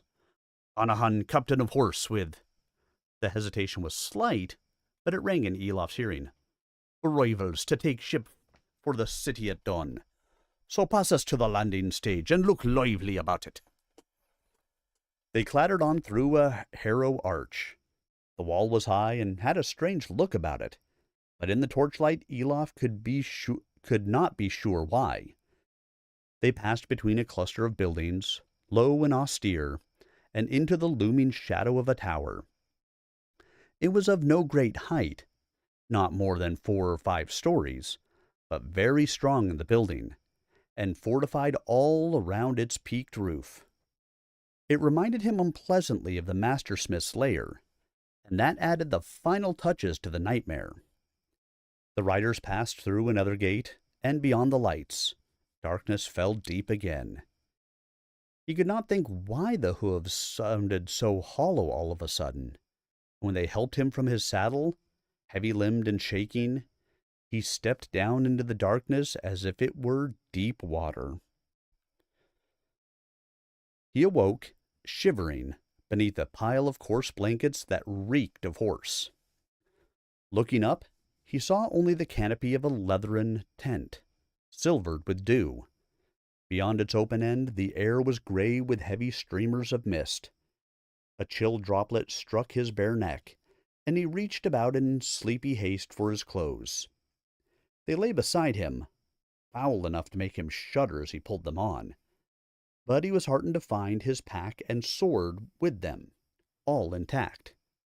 Whatever the captain had meant, they were not prisoners to be disarmed yet. There were voices not far off, indistinct yet tantalizingly familiar. He swung onto his feet, then staggered and fought wildly for balance. A moment he thought himself still sick, then realized that he stood upon caulked planking, that truly was heaving gently underfoot to the tune of 100 muted creaks and groans. Gingerly, still striving for his balance, he peered through the opening and stepped out. He found himself on the deck of a beamy barrel of a boat, of the old-fashioned kind called a cog, with high bows and stern, which might have looked comical had they not been topped with catapult platforms. Beyond the stern, and the sail that hung limp and slick with damp, the top of that ominous tower glimmered through the mist. they must still be at mooring. From the bows, where the smoke of a brazier entwined with the mist, Rock's voice hailed him to break his fast.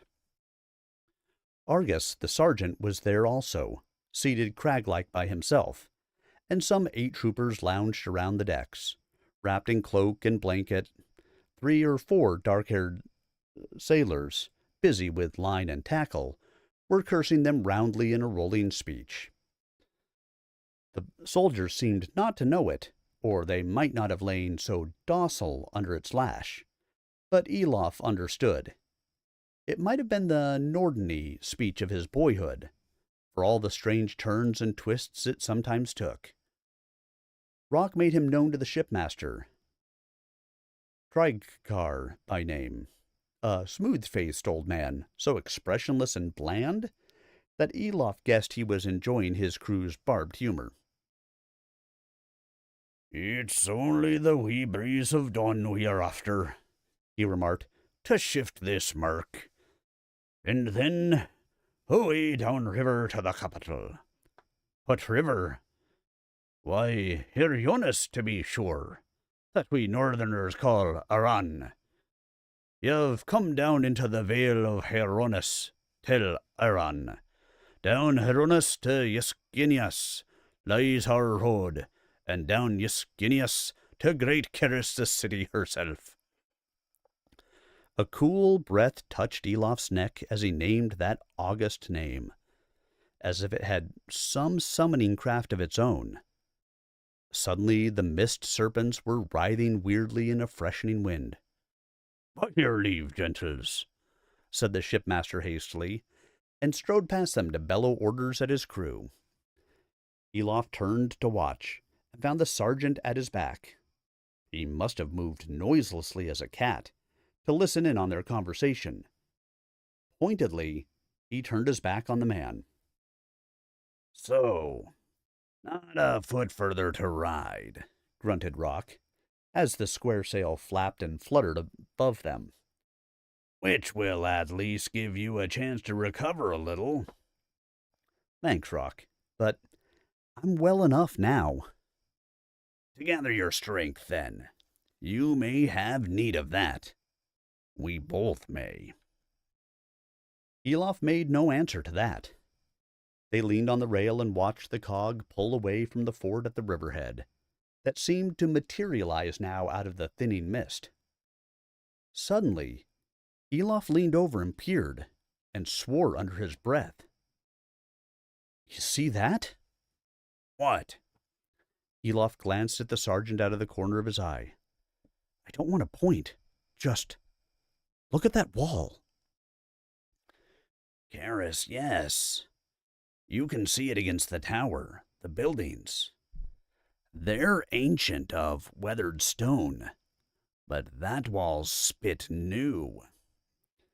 He watched the emerging sunlight play on the raw face of the stone for a moment, sucking his teeth as if at some ill taste. "So, even well within its bounds, Keris needs strong walls now. Those reavers have a long reach." The cog glided out peacefully into the center of the stream, riding easily on the freshening wind, and the moorings soon vanished behind a slight bend in the river, hidden by the vale's steep flank. But for some time the tower could still be seen above the pines, and it loomed longer in their thoughts. Before that first day's end, the pines themselves had fallen away behind. Tired of having his every word marked, Elof was wearily content to sit quietly and watch the changing banks of the vale. By day, and at ease, he no longer found its blend of familiarity and strangeness so unsettling.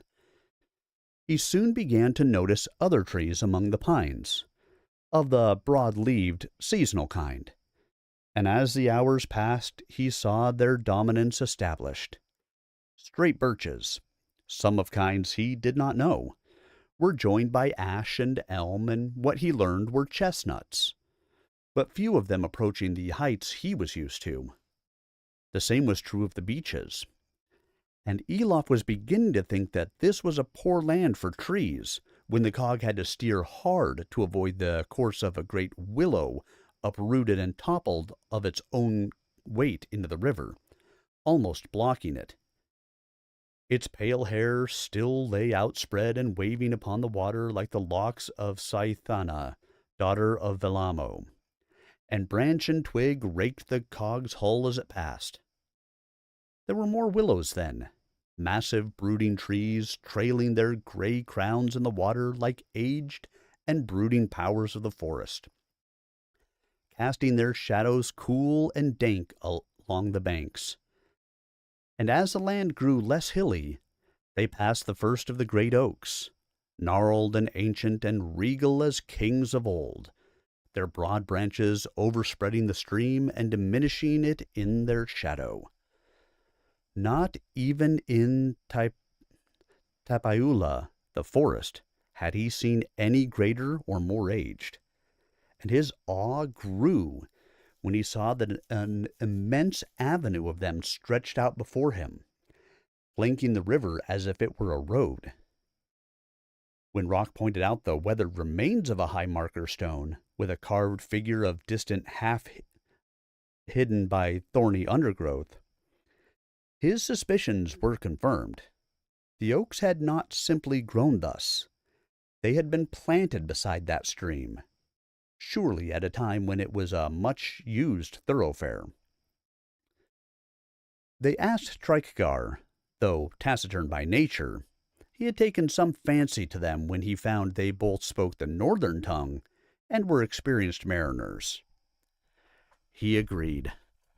But 100 years since, who can say? Not me, gentles, not me. And there's few know the old Arran any better. These were wild lands in my grandsire's day. So they passed downriver, sped along by the swift wind behind them and the current beneath, and saw the wide lands of a great realm open out upon either hand. Yet the works of man in it were few. By the next morning, the only trees in sight were the tall willows, set at clear intervals along the bank.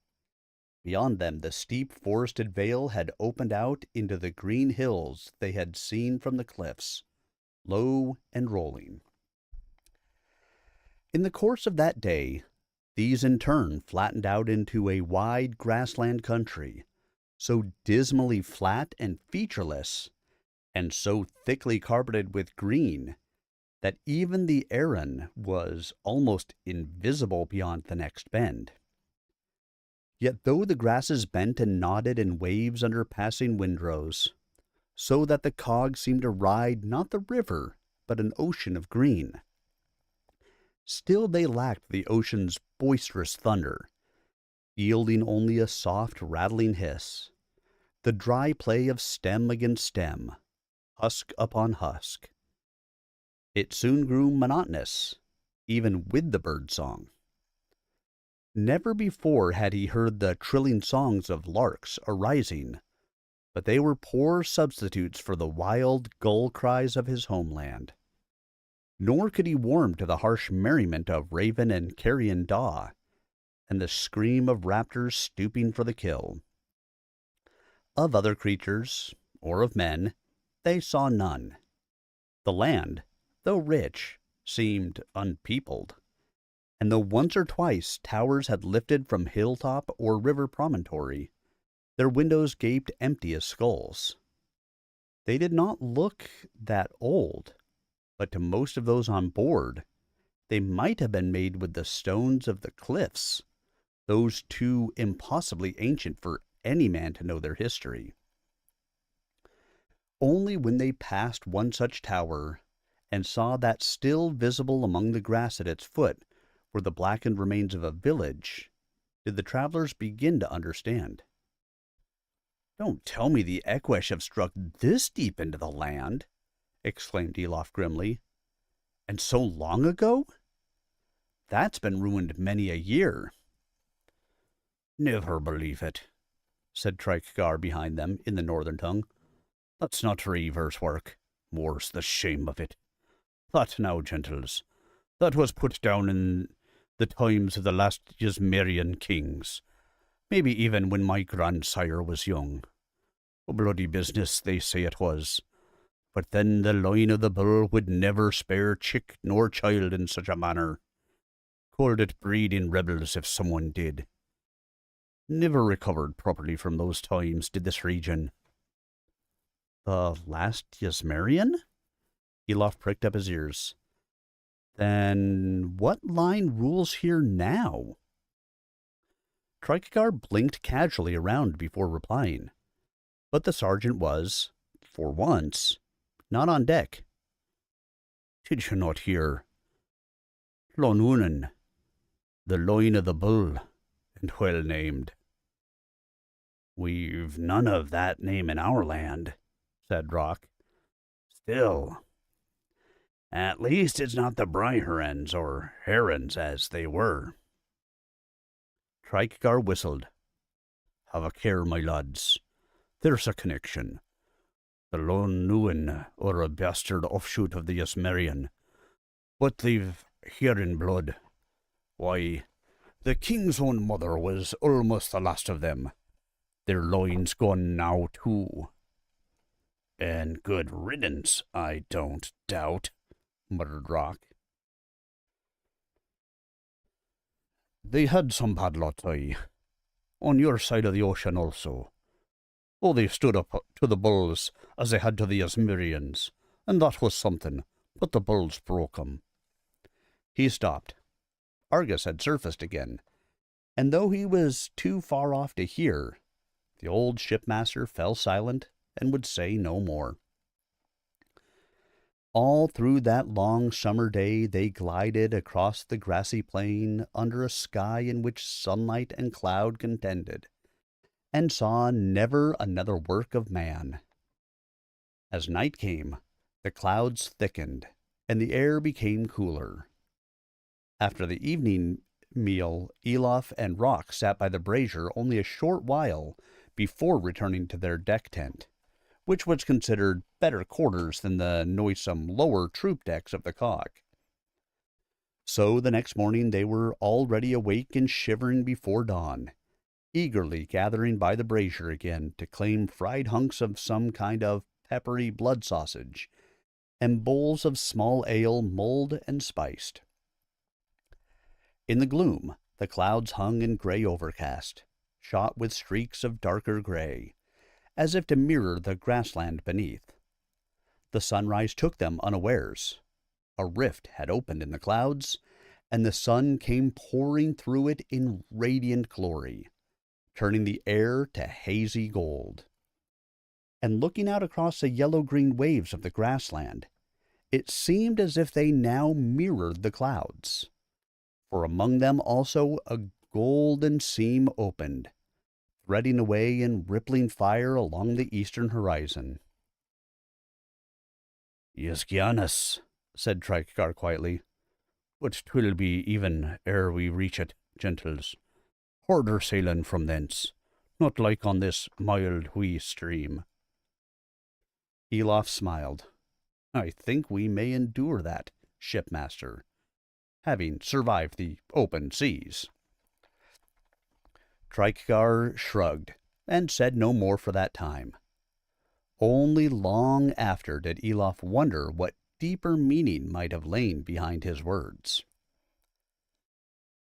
Near the mouth of the Herionis, they at last began to see the distant wisps of smoke that marked human habitation, and here and there the grassland flecked with herds of horses or cattle. At length they passed by their first village, a straggle of houses in a shallow dell that was evidently home to drovers or herdsmen, by the great spread of animal pens that surrounded it. Beyond that, a plume of smoke arose, but as they came closer, it became evidently too big to be a town, or anything of human origin. Why, it's a fire mountain, exclaimed Elof. just like in the Nordenbergen of my old home. But not so fierce, I hope." For once, the sergeant joined in the conversation he was listening to. "Wouldn't be so sure of that, gentles," he said grimly. "My home village was in the shadow of another such, for there's many in the land. We'll be passing a good few. Well, that village is under a man's height of ash now, and it seems there's vines being planted on top already. Fierce enough for you, sirs." "It'll serve," said Rock dryly. "Why'd your people build so close to it in this wide land?" The sergeant scratched his head. "Now, there's a thing I used to ask as a lad. Seems that an awful time back, 300 years even, that mountain wasn't near half that height, that size.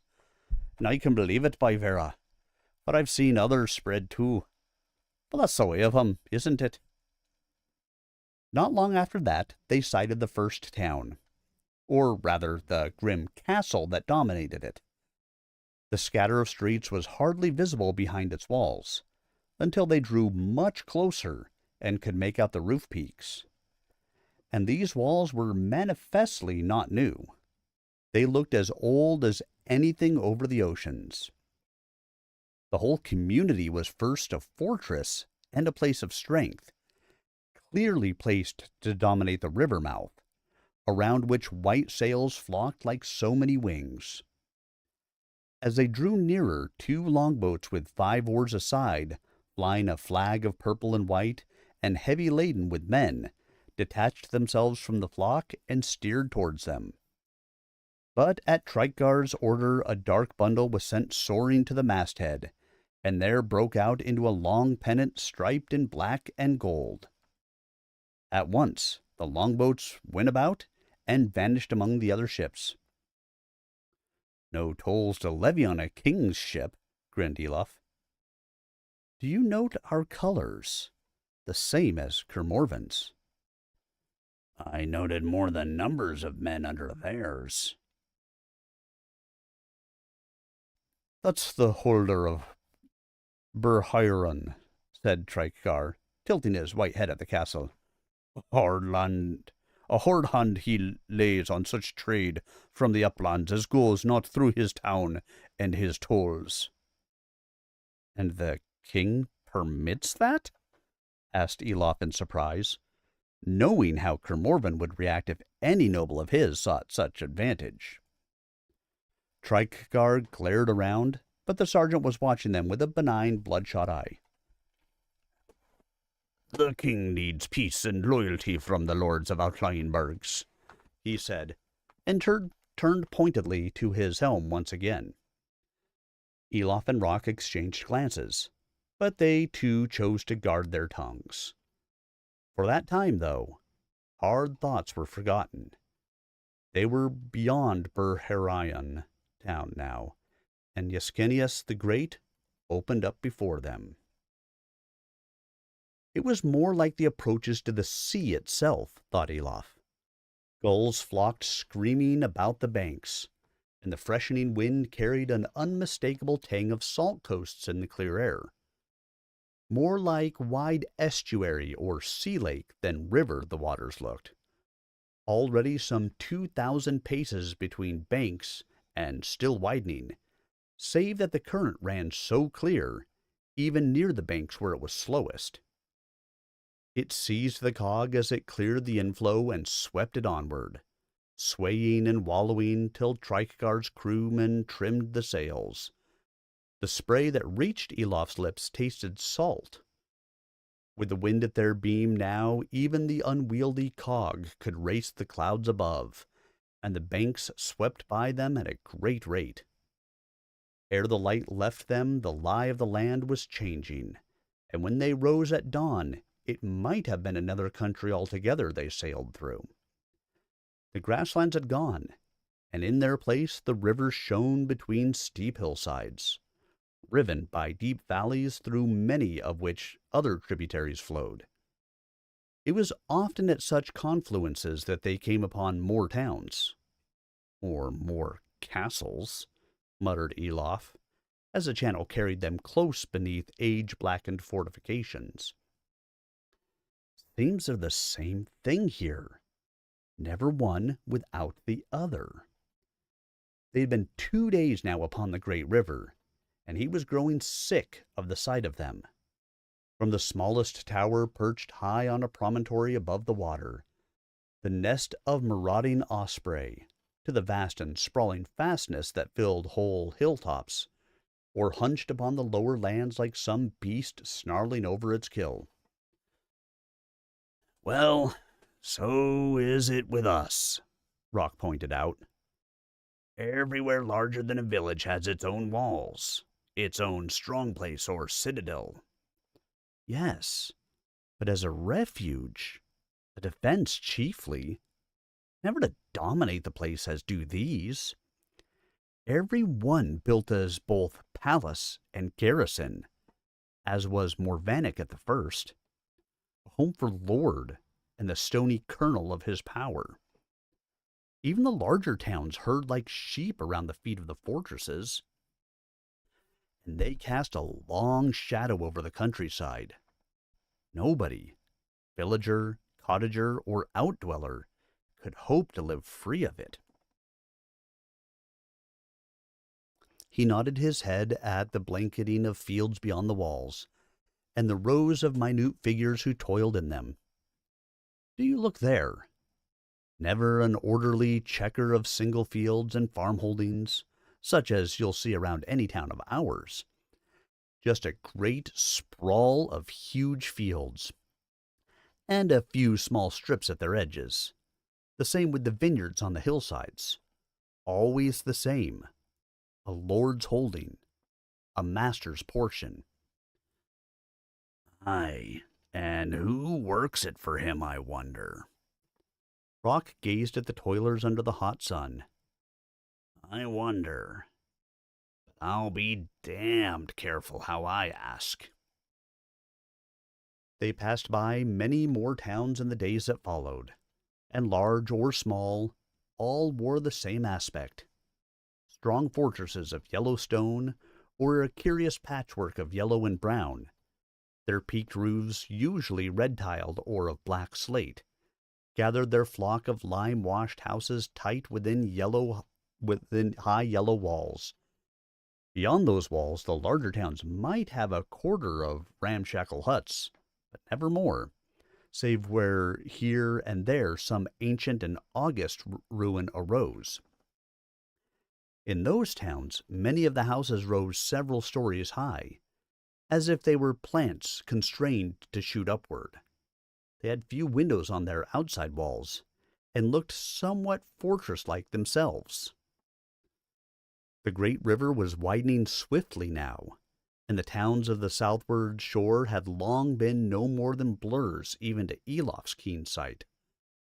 However, the cog kept close to the northward bank, and so brought him closer sight of those there.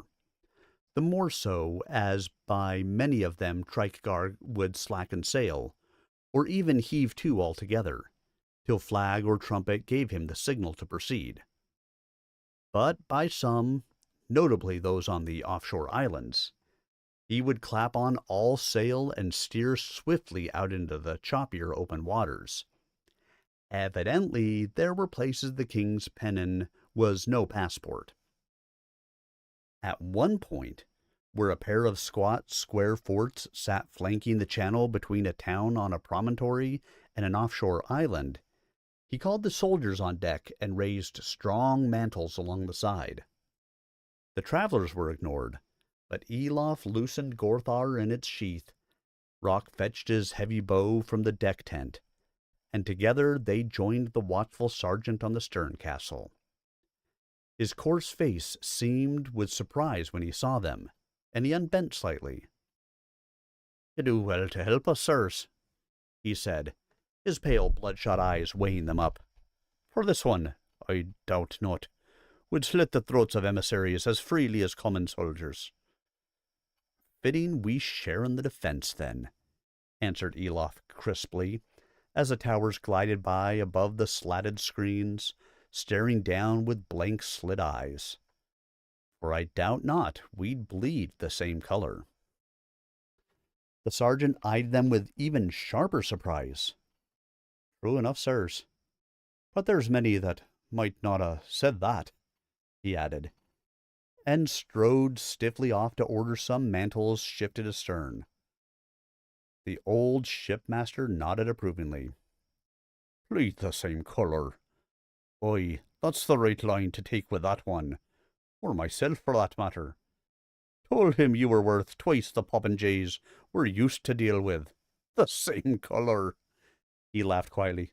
Well, let's hope it won't come to that. Shouldn't. If we seem odd enough, he's no fool that's lordling here.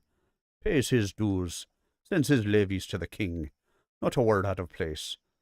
But still, from time to time, boats vanish along this stretch, and he fares better than that starveling townlet of his can afford him. Most often such boats as are too weak or too unwary to defend themselves. Easy enough to make such a one vanish entirely. If you've a swift shipyard to strip the timbers and no scruples about the souls on board. He's not the only one doing it by all accounts. No wreckwood to float ashore, no corpses neither. The shipmaster leaned out beyond the mantle to check the progress of the channel. Aye, but he'll not try anything now. We're well by him already, and the next town's not so far ahead. Still, no harm in keeping the mantles up for now. Elof looked back at the suspect town. It seemed quite large. An evil thing, if it's true. Unlikely it could happen in our land. There we tend to gather in one great city, and the outlying towns and holdings are small and weak by comparison. Why, so we do here also, chuckled Trikar. Do you think these towns you've seen are of any size?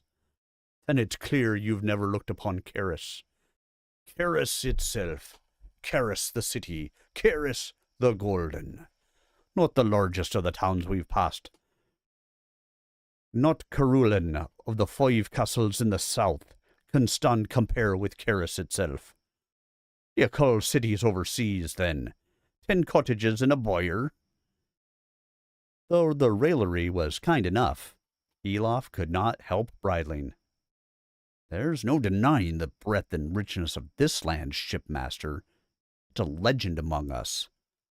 But so is Morven the Great, that the ice laid waste. And Rockhere and I have walked among its ruins. It took us a day to cross its southern quarter alone. Trikgar raised his brows. A right noble place, then. A fit match for Carulian, or better, perhaps. But Caris now, just its port quarter. But why do I waste my spittle, eh? Only another se'nnight, and you shall see for yourselves. A week? Exclaimed Rock, when he had digested the unfamiliar expression. But we've been 6 days in this damned boat already. Trikgar shrugged. Such is Caris, my lad. And I can nor widen nor shrink it to suit you, nor speed my ship. She makes some 9 knots already, by the mean, and that's as fast as you'll find of her build. No offence to her or you, shipmaster, said Rock abashed. I was startled, that's all. The more so because I knew we were sailing swift. 9 knots. But that makes the distance. Some 400 leagues and 50, confirmed Trikgar soberly. Rock whistled. As long as the old Southlands and Northlands together. And that is only to Caris the city. The lands extend beyond that, perhaps half as much again, perhaps more. Boundaries are uncertain, out in the farthest east where prowl the eaters of men. The east? Elof caught the old shipmaster by the arm. The Eqwesh, you mean? Oi, who else? That's where the devils first appeared, and then all along the Northlands that were my kinsfolk once, skulking along the margins of the ice. A few at first, then small raids and sharp assaults, larger raids that were harder to beat back. 100 years of harassing us and dividing us, till a great force worked their way westward and fell upon the gate that we never dreamed they'd dare. But east's where they come from. Some say their homeland's out that way, far upon far. I wouldn't know. I've no desire to go visiting there, I'll tell you. But in our land they came from the west, blazed Elof, not caring how he overrode the old shipmaster. He was boiling like a lidded cauldron. Over the sea, across the ice, but always from the west, where their homeland was said to be. He swallowed. You do see, don't you, how they came to be on the seas of the sunrise, without first passing through our land? East one way, west the other. Oh, no! Exclaimed Rock hollowly. In hell's name! Do they hold so much of the world already, these savages, that they can spread 2 ways around it? They do not, said Elof quietly. But the ice, yes, it does. And whither it can send them, they will go. A great change is coming, she said, and it totters in the balance. Powers. Powers indeed, said Rock darkly. This is their fight, not ours. What's there for such as we to do against the likes of that force?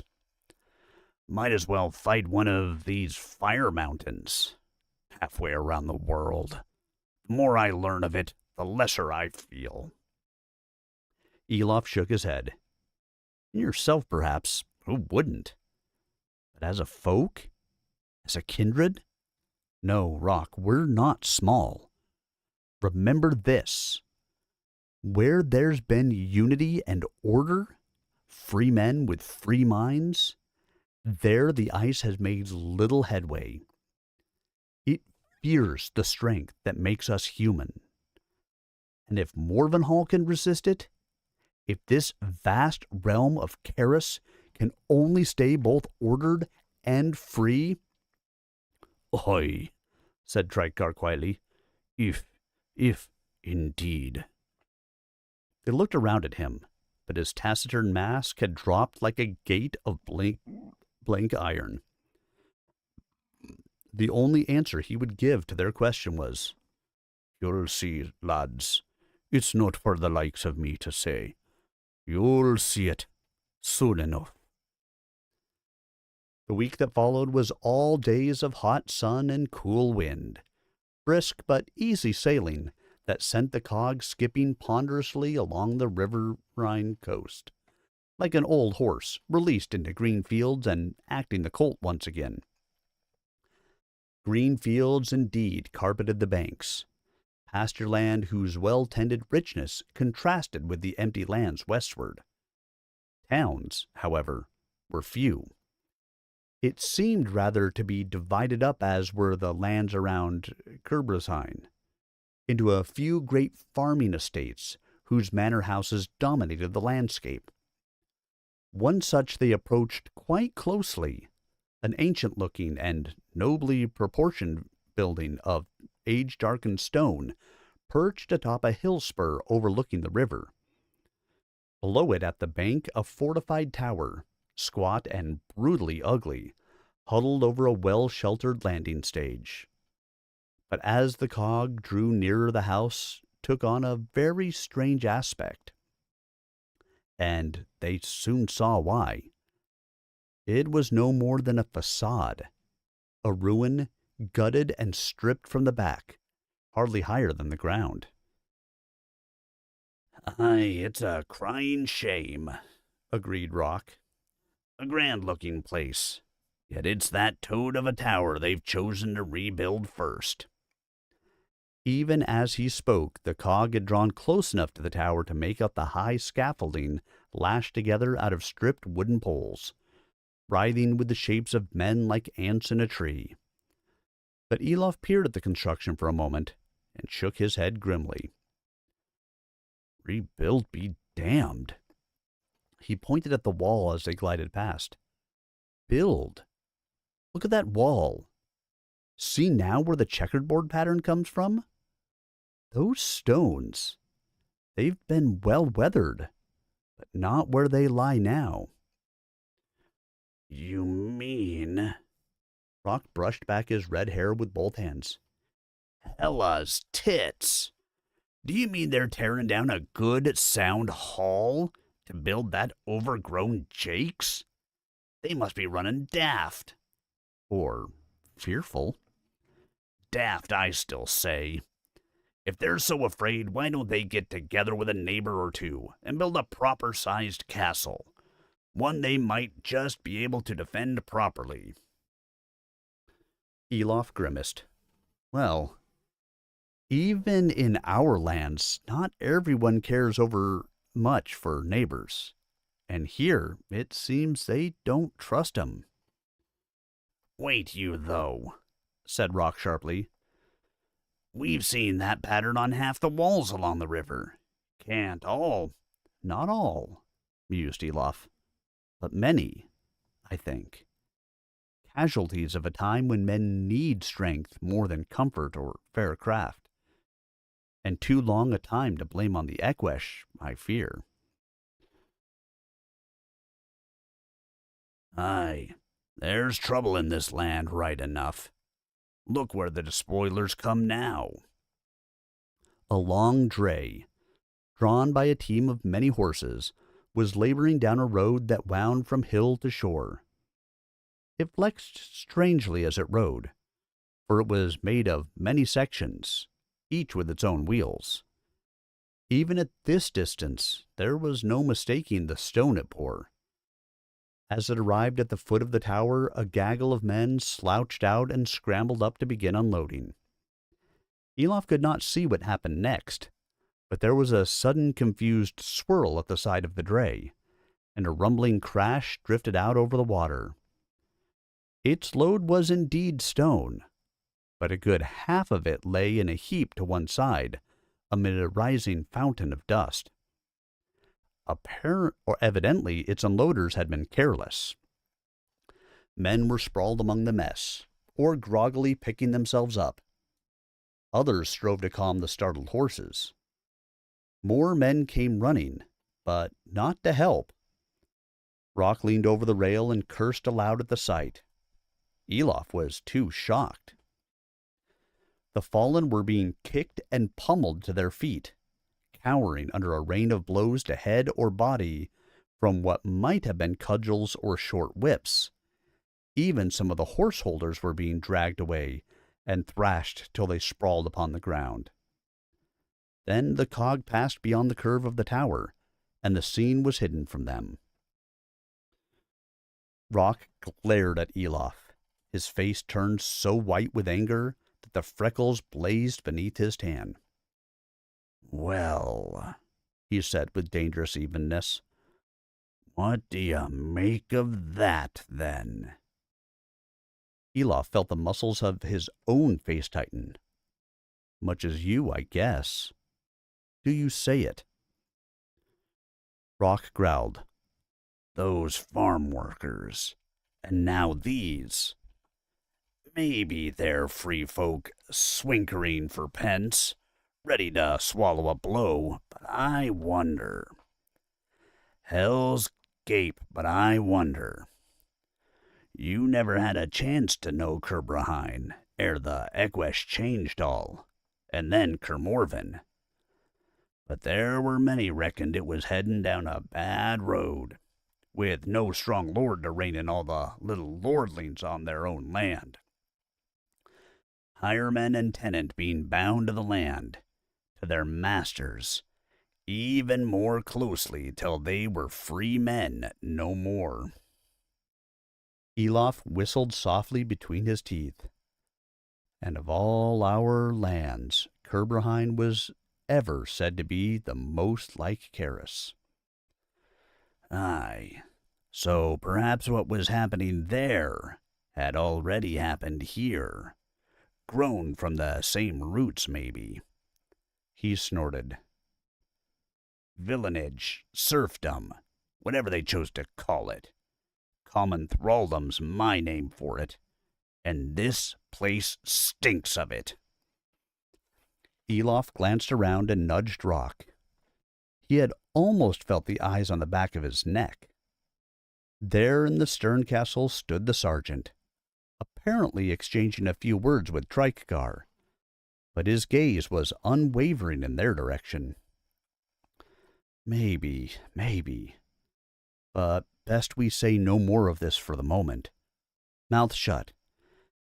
And eyes open, grunted Rock. As you say, Master Smith. I'm not sure I can find fit words anyway. But thenceforth, there were no more alarms, few excitements of any kind. The mantles were never again raised, and no more towns avoided. The sailing was calm, and save for the fire mountains, the sergeant had promised, they saw no more such disturbing sights upon the shore. In fact, there were few excitements of any kind. They saw little that was new, and what there was, such as a lava stream that flowed right down into the waters and turned them to steam, they could not stop to explore. Rock sought to make the best of his enforced idleness, but Elof paced like a wild beast caged. However much rest the delay gave his body, he could find none in his heart. The appearance of any town, however small, was a welcome distraction. They would lean over the rail and strain their eyes to make out more of this enigmatic land. But they learned little, till the first time they passed a town by night. It struck Elof then how few lights showed, given its extent. Just like Morvanik when the Eqwesh held it, he remarked to Rock. You're not ruddy well suggesting. No, not this deep within the land.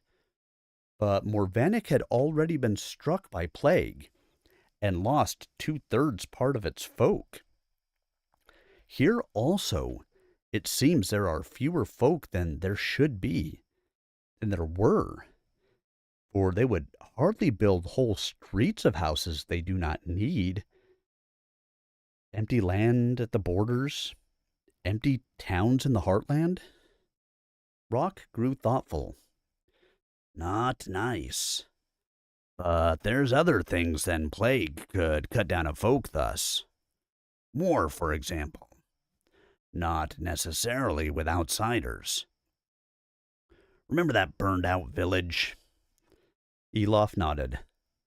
Though we've seen no more, it could simply be that Karis the city has drawn too many folk, leaving the rest bereft and dwindling, as Morven did to Morvanik. Which'd go some way to explain border banditry. Nobody who counts cares much about it, 'cause they all live weeks away. Could be. But we'll just have to wait and see, won't we? Not long now. No, said Elof explosively. Not long. And then... What then? You've something in mind? Elof tapped the rail with his clenched fist, gently. But it was a gentleness of iron restraint. I don't know. I can't be sure. So much depends on what they're prepared to do, and why they haven't already done it. If I only knew more about this land. He gazed in anguish into the night, as if seeking upon the horizon some distant glimmer of the lights of Karis itself. But he was given no such forewarning. 6 nights later they took to their tent, expecting they might see the city in the distance the next day. But around dawn, they were both sharply awakened by a clamor of voices and the creak and rumble of tackle, unusually loud. When they scrambled out into the cool air, they found the cog hove to in the midst of a flock of other sails. These were of many types and colors, but they spared them scarcely a glance, for above them towered a vast square sail, golden in the gray dimness, bellied out by the wind. Yet no such wind blew, then or ever, for the sail was of stone, and rode not upon a mast, but two slanted pillars of like stone that flanked a vast portcullis gate of dark metal, meshed very close. The waves of the Yscanus slapped about its bars and boomed hollowly in the arch behind. A great sea gate it was, in a wall of the same golden stone higher than the highest of the masts now gathered before it. The breeze drew cold fingers across their skin, but they stayed, for even as they watched, a light golden as the stone climbed up the cloudy sky, and golden also came the cry of distant trumpets, and a call in answer from the wall. Trikar bellowed to his crew, and other shouts echoed him from neighboring ships as the ponderous clank of a ratchet winch echoed out of the arch behind. A great sea gate it was, in a wall of the same golden stone higher than the highest of the masts now gathered before them.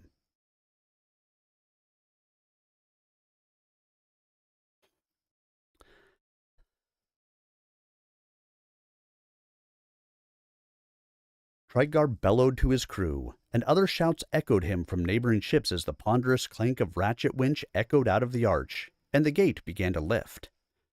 Water poured from clumps of weed draped over the bars, but the full sheen of the metal beneath was untarnished. Elof nodded quietly to himself. There was fine smithcraft in that gate, such as all the tales said flourished in this land. A sudden excitement arose in him beneath all his other concerns, taking fire at the thought of all the rich smith lore he might find here, and some of the discoveries he might himself unfold. He felt a sudden surge in the deck underfoot, heard the rigging creak overhead as the sails were angled to catch the wind once again, and forgot even that in his eagerness to see beyond the gate. All the other ships were making ready, beamy merchantmen of all shapes and sizes laden with merchandise. Other cogs crowded with armed men and what seemed to be military stores, and a host of barges and lighters of all sizes. In between them slid long, lean war galleys, some ornate and blazing with color, even with ornate canopies on their decks. But the cog, flying the royal pennon, was suffering no dispute over first entrance to the gate. The prow dipped and rose gently as it got under way. Elof and Rock grinned at each other like excited boys, and as one they made a run for the mast shrouds and went swarming up the laddered rigging to the masthead. Most ships had only a spar there to sit on, and possibly a loop for a rope or one's belt. But being a ship of war, the cog had shielded platforms for archers, and the travelers could stand in relative ease to take their first sight of the city at the heart of the world. But for that first moment, Elof felt a keen pang of disappointment. It was a vast expanse he saw stretch out before him through the narrow aperture of the gate, large enough, he guessed, to swallow the two greatest living cities of his land, but it seemed to have not a half of their grandeur. The sun was not yet over the curve of the world, and the distance was no more than a shadowy frieze against the luminous sky, broken only by the looming silhouette of a jagged hill. Over the nearer part of the city, the morning mists rolled like slow waves down towards the great river, for the land was well nigh flat. He could see that it had a network of ancient walls, many times greater than those of which Kerberheim was so proud. But the level ground made them so much less impressive than Kerberheim, rising on a steep and ancient volcanic rock, or Morvenhall on its high promontory above the sea. The stolid bulk of the distant hill served only to diminish them further. Nor could he see any likeness of the noble masonry which made Morvenhall so fair, towering on its rust-red terraces above steep streets. If there was any, it was lost among the welter of lesser roofs. Worse, he could make out no axis, no heart to the city, no equal to the citadel of Kerberheim, ivory-hued under towers roofed in bronze and gold, nor the darkly graceful palace of Morvenhall, its carved column and galleries weathered to the shade of long shed blood, with its lesser palaces on the terraces below. This has overgrown itself, he thought contemptuously, become bloated with its own vigor, and now simply shapeless, a mere tangle of walls and streets. But then the sun arose, and laid its first honors of scarlet and gold across the true regality of Caris. What till now had been lost in black silhouette blazed into life, and left Elof staring, unable to believe what he was seeing. He turned to Rock, and found him wide-eyed, agape, one hand clutching at his fiery tangle of hair. The sheer expanse of Caris the city was greater than they had guessed, but that alone could not have daunted them so. It was the sun's slow progress across the jagged slopes above that held their gaze as by rivets. For hill there was none. Over wall upon wall of sand-hued stone that rich light played, through high arch and carven buttress, over terrace, court, and gallery and colonnade, behind turrets of every size and shape, and across the two high towers joined by a wall that were its crown. Towers curved and shaped into a stylized shape that suggested the horns of some vast bull. The height alone of that vast edifice was astounding. It reared above the mists like some lonely island in the ocean, and looked as ancient, as immovable. And all of this the sunlight turned to gold. That first sight of it sent a cool shiver of awe through mind and body. Higher rose the red rim, hanging behind those crags of masonry like a mantle of fires, and higher yet, till to the astonished eyes of the watchers it seemed to settle between those graceful twin towers, rest upon that wall like a brilliant gem set in the crown of the world itself. For so it had been contrived with vast care by those who built the castle and the shore walls long ago, that around dawn each day the sun should be seen so from the first gate to open, appearing to hang there for a time, and from the last gate to close at evening, as the sun's road shifted with the seasons, so also the choice of gates, for there were many. Not the sight alone held Elof rapt, but the concept behind it, and the cunning. It was contrived, that effect, with an equal insight into the paths of the heavens and the ways of the minds of men. Those who lacked wisdom would be astounded, and those who had it would still be daunted by appreciation of the skill involved. Yet about that majestic citadel itself there was nothing monstrous, as there might have been. Some stark tower or castle of that scale might have spoken more of folly than of grandeur, of brutal domination rather than airy strength.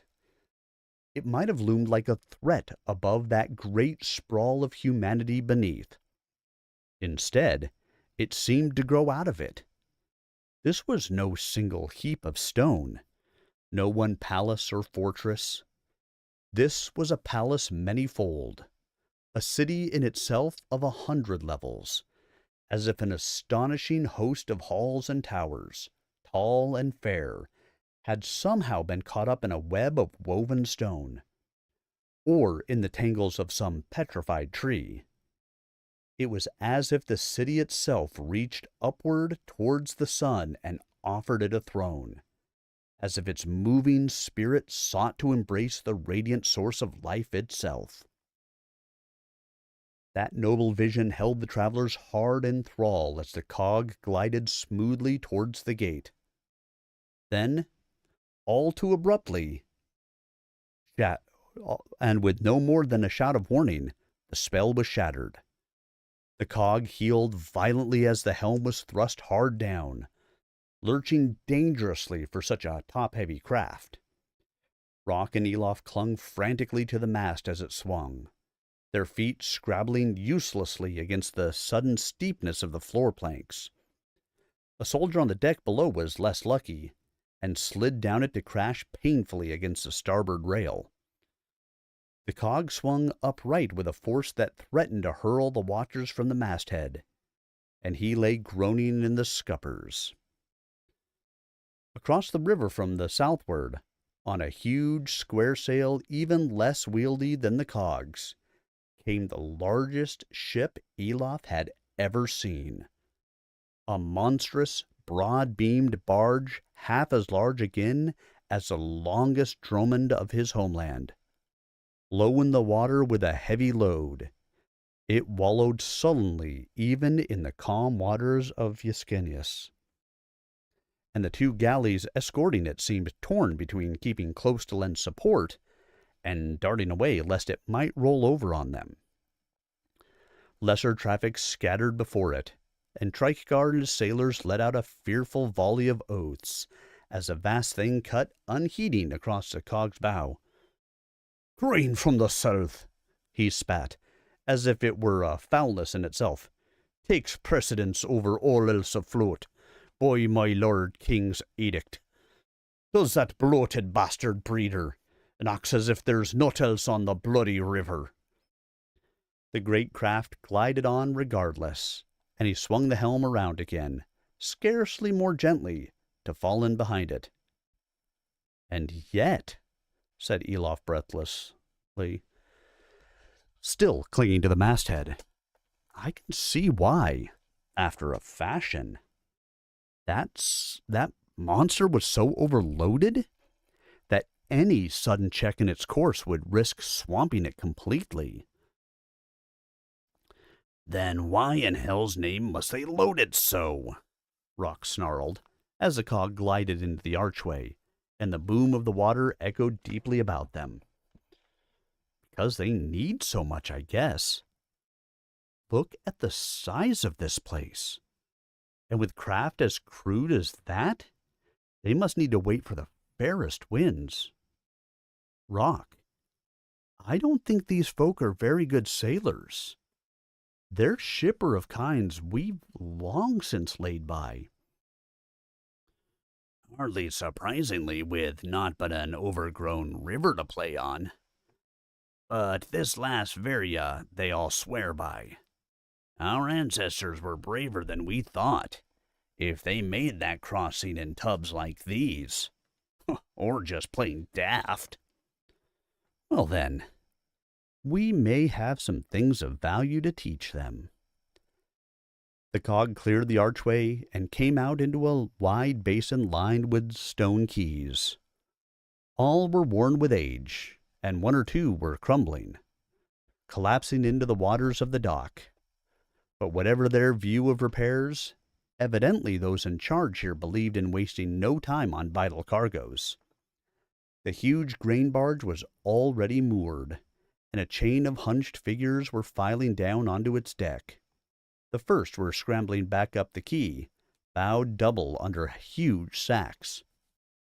Nothing visible drove them. Perhaps they were eager for some extra payment for speed. Yet he had seldom sensed so tangible an air of frantic haste and unhappiness. He could not hear one of them shout or laugh, let alone sing as did the dock workers of his own land. Freemen or serfs, they were driven indeed. That sight, and the image of the fallen stone, brought back what the glorious vista had driven from their minds. They were silent for a moment, for it seemed almost impossible to reconcile the two visions. But Rock echoed Elof's own, though, when he added, Maybe. If we can trust them. If. Whew! Oh, guys, we made it through Chapter 5. 2.5 hours worth of reading to get through that one. And, of course, ran across a spot in there where, like, the paragraphs were duplicated for some reason. I had to pause for a moment to figure out what the heck I needed to do. But we made it through. We are now to Chapter 6 for the next stream. Again, I will not be here next Tuesday. Next Tuesday, I will be on a cruise ship in the middle of the Atlantic Ocean. So will not be here. I will be here tomorrow for my typical Wednesday night Pathfinder game, but then we start driving first thing Thursday morning. So I will be gone for about a week and a half, basically from Thursday this week, and all of next week I will be out. I expect to be back, Sunday or Monday that following week. And so I will pick back up on Chapter 6. Not next Tuesday, but the Tuesday after that, as I get back into my regularly scheduled type programming. But until then, I hope you guys all are well and have a great week and a half. And of course, as always, thank you to all of you. The greatest gift that you can give to a streamer is the gift of your time. And I appreciate that you guys gave me the gift of yours this evening. Whether it was for 5 minutes or for 3 hours. Whichever way, thanks so much for having been here with me. I will hope to see you guys again tomorrow night. But until I do see you, be good, be well, and take good care of yourselves. Good night, everybody.